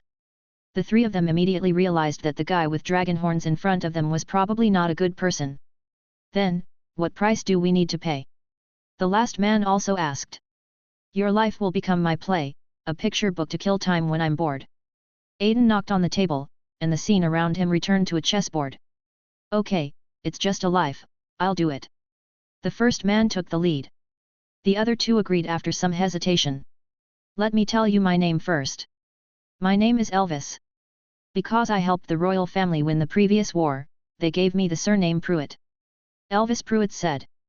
Aiden. Ha, you actually drew your own ancestor, the first generation at that. This is too hellish, ha ha ha ha ha. The system laughed at him. Like him, I was given a surname during the war. My name is Iris Greengrass. Iris said. The three of us are comrades. My name is Sean, and I was given the last name Weasley, Sean said. Ha ha ha ha ha ha. The system almost fainted from laughing. You shut up. Well, very good, the three of you are all brave men, so swear to me, and I will lead you on the path to excellence. Aiden opened his arms. A prayer entered the minds of the three people, and they recited it unconsciously. You are an outsider who does not belong to this world. You are the great master of the sea of consciousness. You are the grey dragon that controls the mind. I swear to you that I will join the battle against the king of the deep world. Now that we have taken the oath, may I ask your excellency what we will get? Elvis said. Well, that's a good question. You will be able to connect to this church, and you will also get things you never had before, magic. Aiden narrowed his eyes. Magic, I heard rumors about wizards on the battlefield before, and now it seems to be true. Elvis touched his chin. You don't even know if it's true or not, yet you're questioning me directly. Iris raised her eyebrows. Haha, hearing is believing, Sean also laughed. Aiden opened some of the Bone Church's permissions for them, and with the blessing of the Bone Church, the three people's minds were epically strengthened. It's really something else, is this magic? Elvis stretched out his hand and a whirlwind blew on his hand. It's incredible. Iris waved her hand and the rain fell. Haha, Elvis, Iris, look at me, look at me. Flames were burning on Sean's hands. What is this? Am I cheating my ancestors? Aiden complained silently in his heart. The three people who obtained the magic power played excitedly for a while, but soon calmed down. Okay, everyone now has magical powers. You can learn magic from the wizards in your world. This council meeting ends here. Aiden stood up and prepared to end the meeting. Sir, please wait a moment, can you please let us know the name of our, organization? Sean asked, standing up. Interesting, let's call it the Twilight Hermits. Aiden said. Then he tapped the table with his finger, and the three people disappeared. Chapter 204, Rising Fame, Back to the Future. In the following days, Aiden watched his three ancestors prepare to explore Hogwarts. Sir, let me tell you, wizards have been saying recently that 4 legendary wizards have built a tower in the Highlands of England to teach wizards magic. We are going to try our luck. Elvis said confidently. By the way, sir, the last gathering was so rushed that I didn't even ask for your name. Iris asked. Well, you can just call me a dreamer. Aiden said meaningfully. I approve of your decision to go to the tower. After all, you need some wizards to teach you how to use magic systematically, Aiden said. So, we can join other organizations? Sean asked in disbelief. Why not? Aiden was about to speak when he suddenly thought of the era gap between the two. Well, we are a relaxed organization. As long as it does not violate the original intention of the organization, I have no objection to you having your own life. Aiden said. Your Excellency is very magnanimous, Elvis complimented. No, my ancestors. Aiden's toes were about to dig a hole in the 3-bedroom apartment. This is the system. Well, is there anything else? Aiden asked. No, Mr. Dreamer, do you have any other instructions? Iris asked. That's it, then. Aiden tapped the table with his fingers, and the three were escorted out of the church. Their time is different from yours. The system sighed. There's nothing we can do about it. Aiden leaned on the bench, his voice a little low. Thank you for your hard work. A gentle female voice sounded. Ha, what did you say? Aiden turned around. Ding! A clear and pleasant bell rang, and Aiden fell into darkness. In 1994, at the British Ministry of Magic, the director who returned from the Deep World rushed to the Time Hall with injuries. Phew, it's almost too late. The director tore off a piece of clothing to bandage the wound. He walked all the way to the Time Hall, where Oliver and several silent men were already waiting for him. Director, Aiden? Oliver asked anxiously. Ah, it's okay, it's okay. The director waved his hand.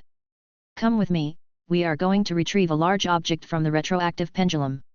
The director ordered several people. Following the director, we moved forward, unlocked several seals, and the new moon and dark moon pendulum appeared. Let's work together and use more strength, otherwise we may not be able to drag him out. The director raised his wand, and a silver-white chain passed through the membrane of the pendulum and entered the sand of time. The chain rummaged around in the sand, seemingly searching for something. Suddenly, the chain touched an object and straightened up. The director turned around and said to the people behind him. What are you doing standing still? Help me. Several silent men also stretched out their chains and grabbed in the direction of the director. With the joint efforts of everyone, a figure frozen in golden amber was dragged out. Aiden! Oliver exclaimed as he looked into the amber. He's not, this, that what? Surprised Oliver was a little incoherent. He was sent to the past and returned to the present by being preserved here, the director explained. Then how do we wake him up? Oliver asked again. That's easy. The director gave a wicked smile. Shattered into pieces. A shattering spell broke the amber around Aiden. Hey! Aiden came out of amber and gasped heavily. Hey! I'm back. Aiden realized he was home the instant he saw Oliver. Hurry, hurry, collect these ambers. The material formed by special magic mixed with time sand has high research value. A disappointing voice interrupted Aiden's reminiscing. You're not as hot-tempered and impulsive as you used to be. Aiden raised his eyebrows. After all, you can't show that kind of expression in front of your good friends. The director responded indifferently. Forget it. I don't want to talk to you about this. How is the situation with anti-entropy? We were taken away by an unknown monster and we had no idea which era we had gone to. Fortunately, we found our way back from the fork in time and space. The director was a little scared when he recalled what happened before. Okay, now that everything has been dealt with, I'll go back first. Aiden nodded to the two of them. Back at the old house of Pruitt, our theory seems to have not woken up yet. Aiden shook his head and closed the door for her. Aiden came to the living room and sat on the sofa. Sen brought him a glass of lemonade. A lot has happened during this period of time, and he needs some time to sort it out. However, when he leaned back on the sofa with his eyes closed, the cry of a phoenix sounded outside the window again. Knock knock, there was a knock on the door of the Pruitt old house. Aiden began to regret leaking the address of the old house to Dumbledore. With a wave of his hand, the door opened and Dumbledore walked in. Seeing the exhausted boy slumped on the sofa, Dumbledore suppressed all his questions. It seems you really need a good rest, Aiden. Dumbledore said. Well, I didn't expect that we've actually met in the past, Professor. So when you first met me, you actually didn't care about my abilities at all. Or were you actually saying those words to comfort your aunt and the others? Aiden's body sank into the sofa, and if it weren't for the slight rise and fall of his chest, Dumbledore would have thought he had died. Yes, then again you are a person with some kind of destiny. Well, sorry, people start to believe in these things when they get old. Dumbledore chose a place to sit down and said. What else? Is there anything else you want to tell me? Aiden asked. I'll try to be brief, Aiden. Your return to the past is part of history. If I'm right, you will go back. Your past created our present. I can't tell you too much else. There seemed to be guilt in Dumbledore's eyes, and it was unclear whether it was towards himself or towards the prophet in the tower. Okay, Professor, there's no need to do that. I already have some rough guesses. Aiden waved his hand casually. As long as you are mentally prepared, I'm sorry to bother you today. Just have a good rest. Dumbledore stood up. The phoenix outside the door had been waiting for him for a long time. Aiden returned to his room, fell on his bed and fell into a deep sleep. On the other side, in the Department of Mysteries, Oliver was reporting what he had seen and heard today to the director. Director, I suspect that something down there might be generating intelligence. Oliver looked solemn. Tell me what you think. The director raised his hand and motioned Oliver to sit down. After Aiden came into contact with the followers of the Deep Lord, it was clear that they were being manipulated, but they used language. Oliver recalled those obscure words and felt a wave of nausea. Don't recall it. Things related to the King of the Deep Realm are highly polluting. The director's wand emitted white light. After a while, Oliver recovered and continued to report. They showed Aiden a malice that was pure and pure. Well, I will record this matter. Perhaps our exploration of the King of the Deep Realm is still too superficial, or... The director raised his head and looked at the ceiling. Are we ants unworthy of awakening their intelligence? After that, the office fell into a very heavy silence. Chapter 205. The next day, Aiden walked into the living room and found Arthur standing blankly by the window. Aiden, I'm sorry, I shouldn't have wandered around, I just... Arthur said cautiously. Are you ready to go somewhere? Aiden sat down casually on the sofa. The green grass family is probably looking for me everywhere. Arthur lowered her head. Seeing her like this, Aiden didn't know how to start. I'm going to Nocturne Alley. After a while, Arthur made up her mind and mustered up the courage to say to Aiden. What about Hogwarts? Aren't you going back? Aiden asked. They will send someone back to stop me. What am I doing there? Besides, the wizards in Nocturne Alley should be good enough to teach me until the 5th grade. Said Arthur. Okay, since this is your choice. Aiden respected Arthur's idea. 2 dark wizards from Nocturne Alley were arranged to take her away, but what Aiden did not expect was that the entire Nocturne Alley was about to welcome a new owner. After Arthur left, Aiden prepared to deal with the affairs of the Razor Gang. As the largest gang in London, they have influenced British politics to a certain extent through bribery. Send an owl to the Department of Mysteries with a letter. That night, Aiden operated to the Birmingham area, still the familiar door of Garrison's bar. Walking into the door, Tommy Shelby was smoking at the bar. When he saw Aiden, he stood up excitedly. Tommy, are your men ready? Aiden asked. Well, for now, there are only a few brothers from our family. Tommy nodded. Well, go to where you prepared it, Aiden said. Tommy took Aiden through the bar, bypassing several alleys, and finally came to a hidden little door. If Tommy hadn't led the way, it would be difficult for ordinary people to find this little door. When the door was opened, several brothers of the Shelby family were already waiting inside. Aiden took out his staff, and under the fluctuation of magic power, a guy in black and gold robe was attracted over, holding a sealed container in his hand. Oh, I find it's always a surprise when I meet you. Oliver sighed. But once the technology is developed, it has to be used. We can't just let it run idle in your Ministry of Mysteries. Aiden blinked. So, who does our kind Master Pruitt want to transform into a wizard today? Oliver teased. Here. Aiden pointed to the Shelby brothers who were waiting anxiously beside him. Hello, I'm Tommy, and these are my brothers. Tommy came up and introduced himself. Let's get started. Oliver nodded at him. Aiden waved his wand, and runes began to appear on the ground. Multiple runes were connected together, and a simplified version of the alchemical matrix was completed. With the Bone Cathedral, Aiden can use it to temporarily cover himself, so that the rhythm on Avalon will no longer be transmitted to the deep world. This greatly simplified the alchemical matrix for Aiden to perform the transformation ritual again. Go ahead, Tommy, Aiden said. Tommy walked onto the alchemical matrix with a nervous mood. Oliver also opened the container and extracted the fragments of the King of the Deep stupidity. It's quite ironic that the King of the Deep who blinded the minds of the world can be captured and used to open the way to magic for muggles, Oliver sighed. So, we have to thank the goblins for their hard work. Aiden narrowed his eyes. My advice is to step it up, Oliver joked. By implanting the tentacles of the Lord of the Deep into the alchemical matrix, Tommy was connected to the cloud server on Avalon, which blessed his mind. It was also the first time that he came into contact with the blood of the world called magic.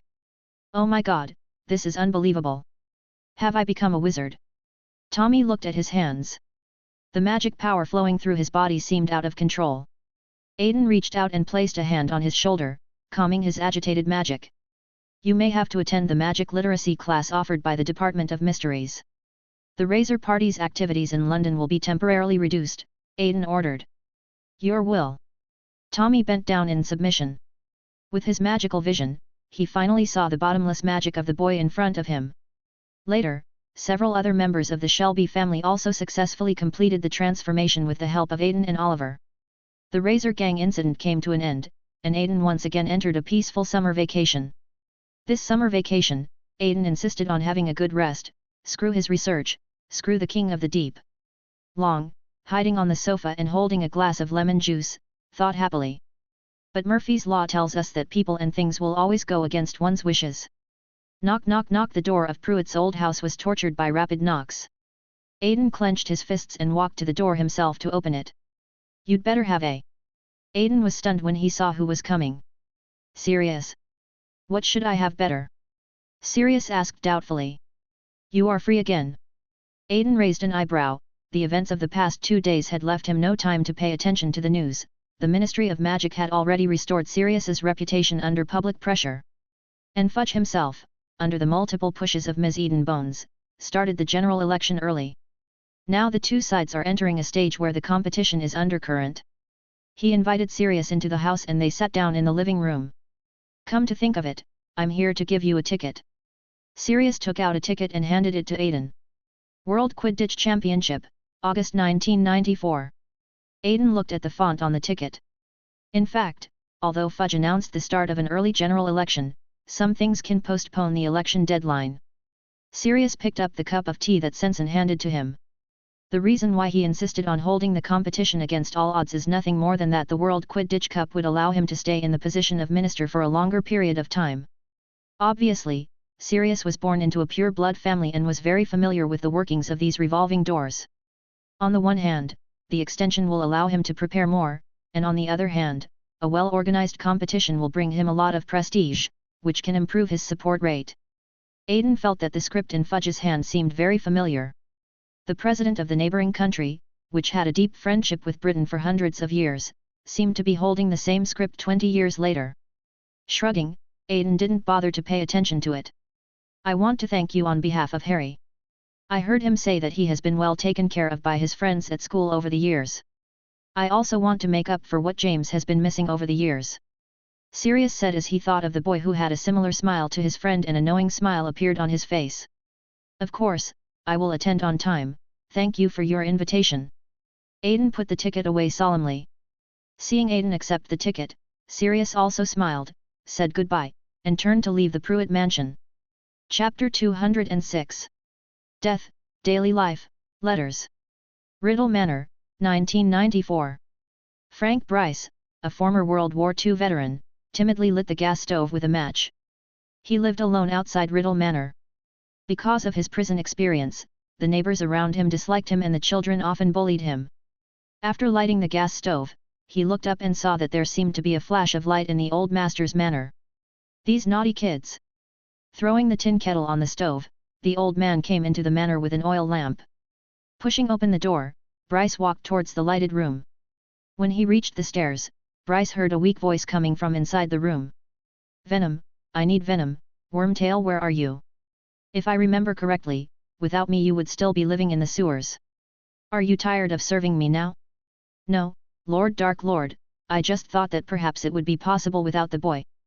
Bryce saw a cowering man crawling around the sofa, and a large snake swam under Bryce's feet and entered the room.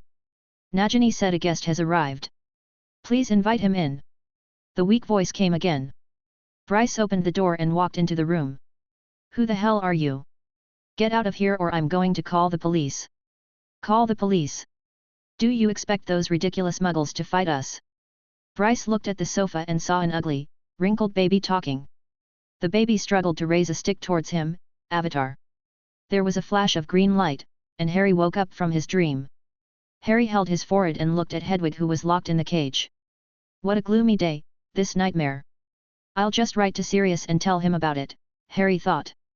He got up from the bed.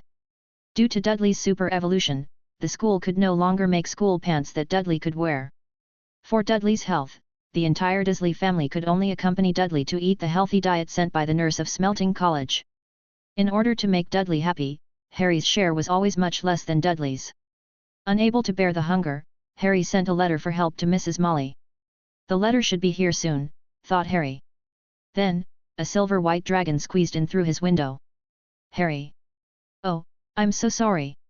This is my first time teaching the patroness how to apparate. I might not be very skilled.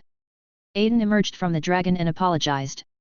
Harry could understand each word Aiden said separately, but for some reason he couldn't understand them when they were put together.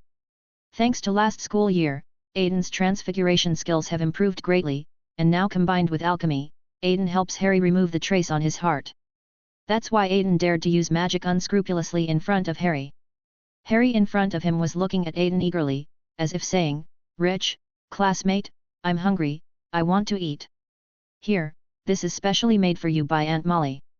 Aiden pulled a suitcase from his pocket and handed it to Harry. "Aunt's special beef sandwich, and some candy and snacks I bought, which should be enough for you to eat until school starts. I also cast a spell on the box, so it can keep food fresh." Harry took the box and said very touchedly, "Thank you, Aiden. Well, the stuff has been delivered, and I'm almost going back. And Sirius seems to have something to deal with, so he asked me to pass the ticket to you." As he spoke, Aiden took out a ticket and handed it to Harry. Harry took the ticket and saw that it clearly said World Quidditch Championship. "Cool, Sirius will come to pick me up, and why can't I move in with him?" Harry looked at the ticket, his eyes revealing a desire for family affection. "He has something to do, so your uncle should come to pick you up then," Aiden said. Southeast Arrow, there was disappointment in the green eyes. "Cheer up, boy. You'll be able to see each other more often in school after the semester starts." Aiden patted Harry's shoulder. Harry managed a forced smile at Aiden. After delivering the food, Aiden summoned the patroness again, sneaked in, and then used apparition to return to the burrow. Inside the burrow, Aunt Molly was supervising Ron's training, and screams could be heard from the courtyard. Maybe he can be an Auror next year, Aiden thought as he looked at Ron. Bang! A loud explosion was heard in the twins' room. "They're here again, playing with explosions in the room all night long. It's really noisy." Ginny came over and sat next to Aiden, shaking his hand and said coquettishly, "Aiden, is there any way to give me a quiet night back? Alchemical earmuffs, or I can carve a sound-isolating matrix in your room." Aiden raised his eyebrows and motioned for Ginny to choose one herself. "I want the matrix." Ginny decisively chose the latter. "Speaking of which, the sound insulation of the humble house is really poor. I have to find a way to persuade my aunt to make a renovation." "Ah?" Someone asked why I didn't convince my uncle, because... Aiden interrupted this disrespectful thought in time when Arthur walked in from the door. "Aiden, is there something on my face? Why are you looking at me like that?" Arthur asked, puzzled. Nothing. I just finished what my aunt asked me to do and I was just staring at the door in a daze." Aiden laughed. As the last scream came from outside the window, Mrs. Molly also walked in. "Aiden, you're back. How's Harry? Has he become thinner due to hunger? Have the things been delivered?" Mrs. Molly started to pay attention to her own son who was in foster care. "Well, he's very good, I gave him the things, and Aunt, could you please stop using me as an L?" Aiden complained. "But you are fast," Mrs. Molly said in a loud voice. "Aiden. Oh, by the way, there is one more thing. I forgot to ask you to inform Harry's Muggle relatives." Mrs. Molly slapped her head. "Why notify them? They're just hoping Harry can leave soon anyway." Aiden shook his head. "This is etiquette, my lovely nephew, etiquette." Mrs. Molly tapped Aiden's head gently. Then she hurried to get paper and pen and enclosed a letter of notification for the Dursleys. Not knowing the correct way to use stamps, Mrs. Molly covered the entire envelope with stamps. Since Aiden didn't see his aunt's wasteful operation, the colorful letter was sent out through the post office. The next day, when Vernon returned home from work, a postman happened to come over with a letter. Fennon took the letter from the postman with a grim face, walked quickly into the house, and closed and locked the door in one go. "Harry Potter!" Vernon yelled angrily. "What's wrong, Uncle Vernon?" Harry asked in confusion. Look at what your freak friends sent. What if the postman connects our family with those unruly people? Fenton roared. Are we serious? Harry muttered softly. What did you say? Vernon didn't hear clearly. Oh, it's Mr. Weasley. They'll be visiting our house on Tuesday, Harry said excitedly. Listen, don't let those freak friends of yours cause any trouble in my house, or I'll make them pay. Fenton warned Harry fiercely and let him go. Chapter 207. An unpleasant meeting. On Tuesday, Uncle Arthur asked his friends in the Flow Network Management Office to help him open a temporary line to the Dursleys' fireplace. Isn't it illegal to insert the Flow Network into ordinary people's fireplaces? How did you do it, Uncle? Aidan was puzzled. Friend. Arthur smiled mysteriously at Aidan. Aidan. Our beautiful little brother. George came over. Are you really not going to change into some more wizard-like clothes? Fred hooked George. The Aidan in front of me was wearing a white long shirt, brown jeans, and white sneakers. If it weren't for the dragon horns on his head, he would probably be mistaken for a modern person when walking on the street. You can't go visit Harry's relatives wearing wizard robes. Don't the Dursleys hate wizards? Aidan asked curiously. Arthur, who was eavesdropping on the children's conversation, was already considering whether he should change his outfit. On the other hand, Vernon also got up early and put on his best suit, although it seemed that it was out of politeness. But Harry next to him clearly knew that Vernon was just pretending to be Beep. Along with it came the sound of a whistling flame swept away by a strong wind. The guest that Vernon expected to arrive by car unexpectedly appeared in his fireplace. Since the Dursleys had just installed an electric stove, they sealed the connection between the stove and the chimney. Damn, there are people who completely seal the fireplace. How are they going to put in firewood? Arthur's puzzled voice came from the stove. Because they got a hot plate, Harry explained from outside. Southeast arrow northeast arrow, a stove with a plug? I'll have to take a closer look when I get out. Kids, step back. Mr. Weasley warned, and a shattering curse blew open the wall of the Dursleys' house. The room was filled with dirt, rocks, bricks, and smoke. Penny, who was obsessed with mysophobia, fainted on the sofa. Oh, you must be the Dursleys, hello. Don't worry, I will fix it later. Arthur greeted everyone very gracefully. The twins, Ron and Aidan also came out, and Aidan snapped his fingers and cast a cleansing spell on himself. Harry, who was standing by, saw from Mr. Weasley's eyes that he was very eager to watch the TV and DVD player on the floor. The twins happily went to help Harry carry his luggage, while Mr. Weasley chatted with Vernon in the living room. Oh, your life is so different from ours. I've always wanted to know how your technology is progressing. My nephew told me. Arthur excitedly pulled Vernon, and Vernon had to deal with Arthur awkwardly. The little eyes looked at the handsome boy with horns from time to time. Seeing the look in Fennon's eyes, Aidan stopped Arthur slightly. Uncle, you asked me so many questions at once that it's hard for me to organize my answers. Arthur, who had been very excited just now, calmed down a little at this time, and the conversation between the two began to return to normal. While helping Harry move his luggage, the twins saw the arrogant Dudley, and they looked at each other and smiled. Apparently the two were preparing to teach Dudley, who had been bullying their younger brother since they were little, a lesson. George used magic to pull 2 candies out of his pocket and dropped them on the ground before carrying the luggage into the fireplace. Then the two of them disappeared into the flames with Harry's luggage. The sharp-eyed Dudley was very hungry because of the diet meal. When he saw the candy on the ground, he immediately rushed over, picked it up and put it in his mouth. On the other side, Harry also stepped into the fireplace. He turned around and said goodbye to Vernon. Fenton glanced at him coldly and said nothing, which made Arthur frown. Why don't you say goodbye? You won't be able to see your nephew until next summer. Obviously, Arthur was projecting his nephew's emotions onto Harry. Vernon, who was being taught etiquette by the guy who blew up his living room, turned pale, but when he saw the wand in Arthur's hand, he still said goodbye to Harry from the bottom of his heart. Before Harry even stepped foot into the flue, a commotion broke out. Dudley eats the fat tongue taffy thrown by the twins, and his tongue immediately swells up and pops out of his mouth. Hearing her son's anxious cry, Peggy also woke up. Ah! My baby Dudley! She thought her son was possessed by some evil witchcraft and pulled Dudley's tongue hard. Harry laughed at this, but decided to leave it to Mr. Weasley while he showed him how terrible the Dursleys were. so he threw the flow powder without hesitation and read out the name of the burrow. When Vernon saw his son's appearance, he kept throwing plates at Arthur and Aidan. Mr. Disley, let me over, I can restore him. Arthur kept shouting. Get away, you freaks. You are the ones who want to persecute my son. Fennon kept throwing plates as if he was going crazy.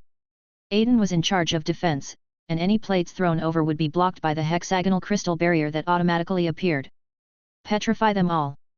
Arthur took action and petrified several people. His face was livid, and he reached over Vernon to restore Dudley's tongue to its original state. Then he removed the petrification spell, and the family leaned together and looked at Arthur in horror. I am truly sorry, gentlemen, and I offer you my sincerest apologies for my son's behavior. Arthur bowed heavily. Aidan waved his hand, and the dust and bricks in the living room flew towards the fireplace as if time was going backwards. Arthur leads Aidan inside and the fireplace is completely restored. Weasley returned to the burrow and was furious with George and Fred. Look what you've done. Harry had never seen Mr. Weasley so angry. Aidan placed a cup of tea next to Arthur, hoping he would cool down. You know what you are doing, abusing muggles for fun, it is a disgrace to me. He was not pleased that Mr. Weasley, who had devoted his life to opposing cruelty to muggles, had cursed them. Mr. Weasley, please don't be angry with George and Fred. Dudley brought it upon himself. I saw him put the candy into his mouth. George and Fred just accidentally lost the candy. Harry, who inherited the you-know-who's excellent talent, cleverly used 7 parts of truth and 3 parts of lies to lead things astray. Uncle, you have already experienced it. We who possess magic power and the society of ordinary people are 2 different systems. There are only 2 ways to let them truly obtain it. Aidan hinted at something and pleaded for the twins. Humph, both of you, each of you give me a 6-inch self-review. After the 2 men pleaded for mercy, Arthur calmed down. At the same time, knowing the personalities of his 2 sons well, he did not tell Molly about this matter. At this time Percy also came in from outside. Wow, Mr. Barty Crouch is really rigorous. He actually checks his work repeatedly many times. He really deserves to be the director of the Department of International Magical Exchange and Cooperation. Percy exclaimed. But where he couldn't see, the twins secretly stuck out their tongues at him. Percy. Back. Mr. Weasley smiled when he saw his son who had already started working. The twins high-fived each other, feeling lucky to have escaped. Chapter 208. World Cup Opening, Reunion. At night, Mrs. Molly was cooking dinner for the whole family. Aidan raised his wand slightly, and the bread and jam mixed in the air, automatically baking and flying into the pot. Where did you get this? Mrs. Molly looked at Aidan in surprise. America? A master bread baker. Aidan got 2 tables. When did you go to America? Ron asked puzzledly. I have been in touch with Mr. Scamander. He and his good friend are in the United States. His good friend is the master. Aidan raised his eyebrows. Newt Scamander. The twins screamed. But it's normal for Aidan to know these people given his abilities. Mr. Barty Crouch has also praised him to me. Percy said proudly, adjusting his tie. Well, let's have some pre-dinner entertainment. Arthur leaned forward. Aidan can't go. Harry looked at Aidan curiously, but Aidan shrugged at him. The twins explained the rules to Harry. They controlled the tables to collide in the sky. Whoever's table fell first would lose. Then why not let Aidan play? Harry asked puzzledly. The removal spell he invented had no magical fluctuations at all, and Dad couldn't tell whether he cheated or not, Ron added. 4 people looked at him at the same time, and a dragon looked up at the ceiling and whistled. Several people worked in pairs and had a lot of fun. In the end, the newcomer Harry unexpectedly won. Okay, stop playing and eat. Mrs. Molly called. After dinner, Percy received a letter filled with dragon feces. When he opened it, an indescribable smell filled the air. Everyone else was laughing at Percy, but Percy said confidently, What do you know? This is a fertilizer sample sent from Norway. At 8 o'clock, there was a flash of space outside the door of the burrow and Bill and Charlie also rushed back. Bill. Aidan ran over and gave him a hug. Oh, Aidan, you've grown heavier as you grow older, but have you become more handsome as well? Bill was a little uncertain. Fuck you. Aidan kicked him in the shin. That's my oldest brother Bill, and my second oldest brother Charlie. Aiden has had a very good relationship with Bill since they were young, and Bill often takes him out to play. Ron's envy was about to overflow the screen. That's great. Harry looked at the family in front of him and a smile appeared on his lips unconsciously. In the early morning of the next day, Hermione and her parents also rushed to the burrow. Wake up, Ron, we have to leave. Hermione went into the room of the two older children. My Merlin. Ron picked up the quilt and wrapped it around his arms. Downstairs, the family has woken up, but Bill and Charlie are still resting. Because they have apparition certificates, they can go directly to the venue. On northeast arrow southeast arrow, I also need to get a qualification certificate. Aiden yawned, and his beautiful heterochromatic eyes revealed laziness. That means you have to be at least in 5th grade. Although I can't stop you from running around with that thing, for Merlin's sake, you have to at least abide by the law today. Molly rubbed Aiden's head.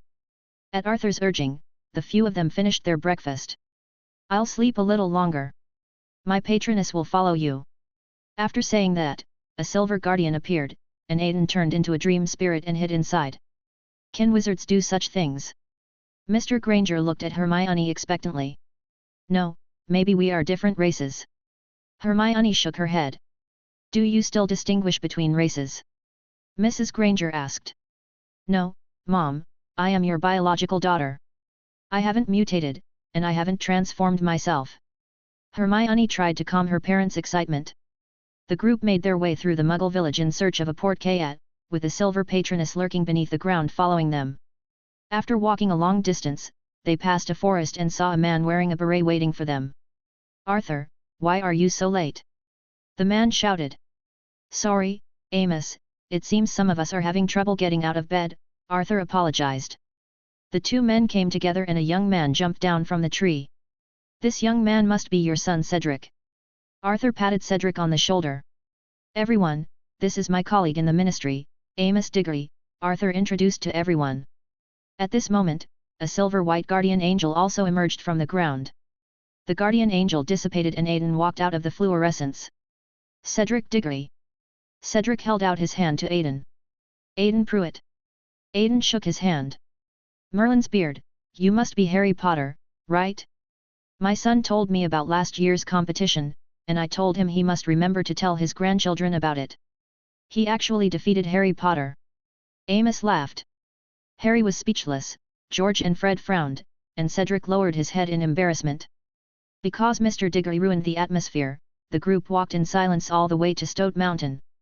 In preparation for the World Cup, the Ministry of Magic has placed more than 200 portkeys across England.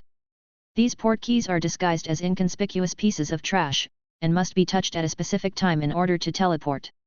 A few people came to the top of the mountain, where a worn-out shoe was placed. Are you ready? Just grab your shoes. Arthur shouted to them. The group walked up and grabbed their shoes, and with a pulling sensation like a hook hooking their belly button, they arrived at the camp next to the World Quidditch Cup. The on-site manager of the camp was a man named Roberts. He was standing at the door selling tents, but he was very curious about the wizards in strange costumes around him. He looked back from time to time, but the wizards passing by often cast forgetfulness spells on him, which made Arthur frown. Since this is a camp managed by Muggles, the wizards can only experience a world without magic. That's why I say this is too backward. Aiden complained. Mr. Weasley then led the group around, finally stopping in front of two tents. The people in the tent heard the noise outside and came out. Harry Potter. Sirius smiled at Harry. At this moment, Harry once again saw the handsome young man in his parents' wedding photo. Sirius. Harry ran over and hugged him. After a brief greeting, everyone entered the tent, and as expected, Harry and Ron squeezed into one room. Hermione and Ginny, George and Fred, Bill and Charlie, and Aiden had to squeeze in with Arthur. Okay, kids, since we can't use magic completely, we can only use the Muggle method. Now let's light the fire. As Arthur spoke, everyone took action and Aiden went to the supply distribution center to get firewood. Arthur was obsessed with playing with matches all the way, and finally Hermione, who couldn't bear it anymore, helped him to light the fire. Chapter 209. Competition, Order, and Chaos. In the camp, Harry was carrying a bucket and walking towards the tent. On the way, he met two acquaintances. They are seniors Wood and Chujong who have already graduated. Harry waved at the two men who were talking and then spilled the bucket. Looking at the now empty bucket, Harry shrugged and moved closer. Hey, Senior Wood, Chu Zhang. Harry greeted the two of them. Harry, long time no see. Senior, are you joining the team? Harry looked at the jersey on Wood and was very envious. I am now the substitute goalkeeper of Puddlemere United. Wood pulled the badge on his chest. Oh, that's really cool. I also hope to join Puddlemere as a seeker in the future. I heard that Professor Dumbledore likes this team very much. Chu Zhang said. On the other side, the twins pulled Aiden and prepared to place a bet with the director of the Department of Magical Sports. My beautiful little brother. George held Aiden's arm. Would you like to do something fun with the big brothers? Fred also came over and said. You two, let me give you a piece of advice first, gamblers will not have a good death. As a manipulator, Aiden already knew what they were thinking before they opened their mouths. It's okay, a little gambling is fun, and we are both confident in our predictions, let's go. As they spoke, George and Fred carried Aiden to Ludo Bagman. Well, these are Arthur's children. What do you want from me? Ludo Bagman is a very traditional politician. He always looks kind to everyone, and his words are very measured. Ludo Bagman looked at the boy in front of him, his eyes of different colors seemed to be able to penetrate people's hearts. He swallowed a mouthful of saliva, but still managed to speak. Do you want to place a bet with me? But you are still too young, so I have to set a bet limit for you. 60 galleons, all our assets, said George. We'll bet on Ireland to win while Crumb catches the snitch, added Fred. Well, let me see. The possibility is not high. The odds are 1:6. Are you sure you want to bet here? Ludo Bagman looked at them in surprise and secretly rejoiced in his heart. Okay. So. Ludo Bagman was about to speak when he was interrupted by Aiden. But if we win, you will have to pay 360 galleons in cash. How can we confirm your ability to pay? Don't tell me this bet was set up by the Ministry of Magic. If it was, Fudge would not give up the fat meat in his mouth. Aiden knocked on the table and calmly exposed Ludo Bagman. This. Feeling guilty, Ludo Bagman stammered incoherently. How about this, we follow the ancient tradition and make an unbreakable oath. Aiden rolled up his eyes, like a hungry wolf tempting a lamb. Oh, that's a great idea. Let's do this. Ludo Bagman really wanted to pocket the 60 galleons, so he agreed decisively. Afterwards, Ludo Bagman signed the unbreakable vow with the twins. Aiden emphasized the word gallons so that Ludo Bagman, who was stunned by the surprise, didn't notice it at all. The betting is done and the game is about to start. Aiden followed the Weasleys into the pitch. As they climbed up the stairs, they met Lucius at an intersection. Look who this is. I guess you'll be the first to know if it rains. Lucius couldn't help but mock when he saw the red hair. Lucius, I think you Malfoy still have the energy to mock others, but you haven't escaped from the vortex of the past. Seeing Lucius mocking Arthur like this, Sirius couldn't help but retort. Sirius, Narcissa misses you very much. I hope you can come here and sit for a while when you are free. Lucius' tone softened when he saw Sirius and Aiden behind him. Let's go, Draco. Lucius turned and left with Draco. So you're going? Harry couldn't help asking. I'm not going. Sirius smiled back at him. As all the spectators entered the stadium, Fudge stood on the podium and read out the opening speech loudly. Then, teams from various countries began to enter the stadium. The first team to enter was the Bulgarian team, with several players performing difficult maneuvers using brooms in the air. Then there was their mascot, which turned out to be a group of Vila. These creatures with charming abilities attracted the attention of all the men present as soon as they appeared. Why are you all looking at me? Aiden looked at his brothers in confusion. Finally, the carefree Ron asked, You really don't have any Vila blood in you? Didn't I send Newt's book to all of you? No male will be born from the offspring of Vila. Aiden held his forehead. The few people who got the answer turned back to look at the Vila. George and Fred were the craziest and almost fell off the railing. Fortunately, Bill and Charlie were quick to pull the two back. Mrs. Granger also put her hands on Mr. Granger's waist and turned him 180 degrees. Harry pulled out 3 telescopes and handed them to Ron and Hermione. Oh my Merlin, Harry, this telescope costs 10 galleons. Ron exclaimed. It's okay, just consider it as my early Christmas present to you. Rich man Harry waved his hand. Okay. Ron put away the telescope embarrassedly. The next team to enter is the Irish team. Their mascot is an elf, which can create gold coins and scatter them on the stands. The twins and Ron hurriedly picked up the things. Aren't you going, Aiden? Harry looked at him puzzled. These are magic gold coins. You just put them in your pocket for fun. After tonight, all the gold coins will disappear. Aiden rolled his eyes and looked at his brothers who were laughing foolishly. Ludo Bagman, sitting in the minister's seat, looked regretful at the moment. What he was thinking was that he should not have cast the unbreakable curse just now. Children from big families should not be underestimated. But the consolation is that the possibility of the person they bet on is extremely low, which gives him some comfort to his fragile heart. The game started and the fierce confrontation between the players ignited the passion of the audience. The wizards' excited emotions created huge waves in the ocean of collective subconsciousness. Turbulence and chaos followed the scent to find the location where the wizards were stirring up unrest.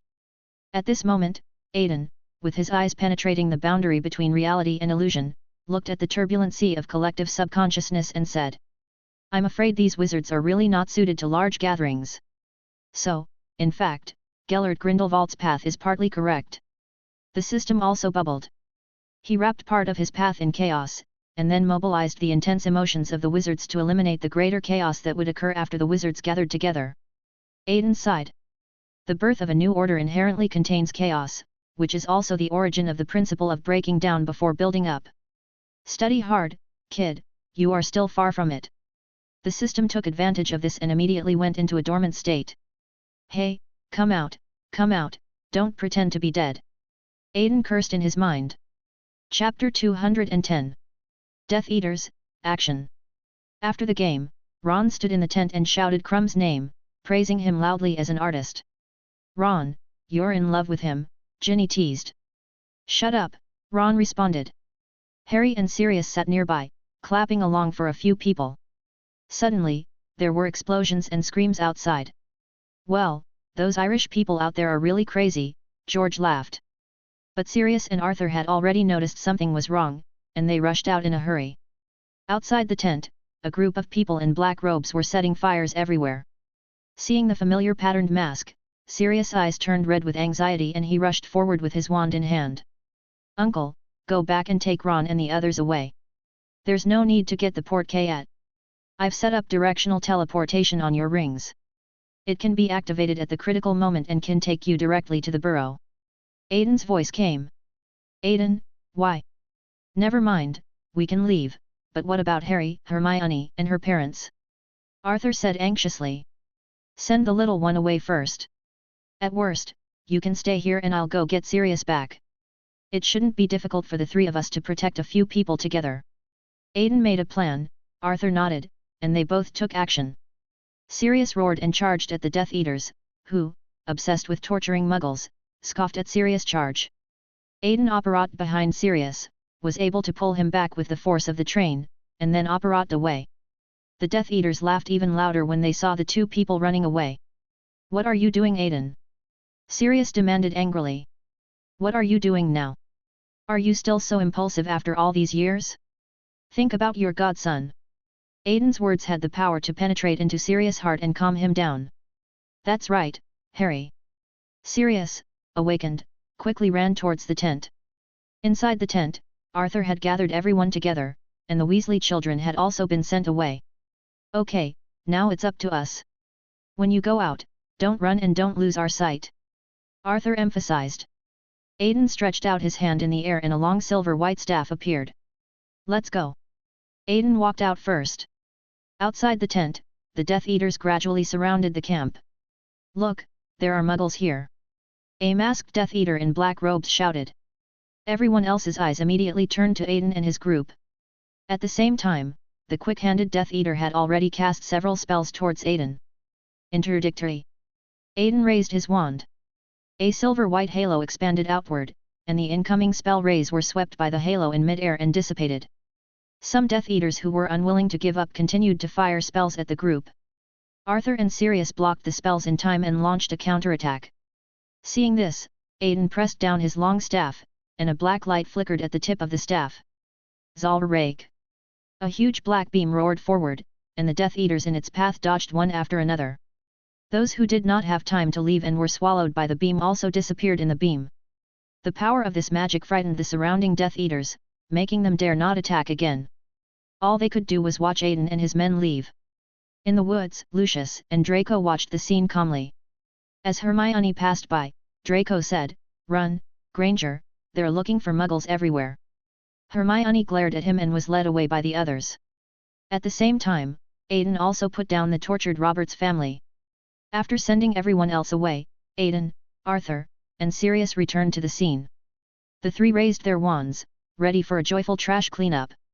However, in the center of the smoke, a figure raised his wand and fired a spell into the sky. A huge dark mark appeared in the sky, and the other Death Eaters who were still causing chaos on the ground immediately scattered when they saw the mark. When the Death Eaters left, the Aurors arrived late. Collapsed. The Aurors who emerged from apparition immediately cast a stunning spell on Aiden and the other two. Aiden snapped his fingers, and the silence band expanded again, enveloping the surrounding Aurors. Who did it? Barty Crouch's apparition was interrupted and he split into two. Southeast arrow, northeast arrow, it seems someone has discovered a new use for this magic. The system came out to ruin the atmosphere. Several Aurors went up to rescue Barty Crouch. You, explain clearly why you are at the crime scene. Barty Crouch, who was rescued, walked over angrily. Batty, what are you doing? It can't be us who set the fire. Arthur also stood up. Sir, we found a house elf with a wand at the scene. An Auror came over holding a struggling house elf in his hand. Winky. Barty Crouch's eyes widened in anger. Sir, I'm sorry. Winky was about to speak but was interrupted by Batty. Old Barty reached out and snatched the wand from Winky's hand and cast a flashback spell. According to the flashback spell, they found that the dark mark was emitted by this wand. The elf obeys the orders of its master. It seems that Mr. Crouch needs to give us an explanation. Aiden added fuel to the fire. The Aurors around also looked at old Barty Crouch with disbelief, waiting for his explanation. It was this elf who did it. It worships the Dark Lord and cast the dark mark. Enough, Winky. You are no longer an elf of our Crouch family. Barty Crouch said as he pulled out his handkerchief and threw it to Winky. No, sir, don't chase Winky away, Winky has no.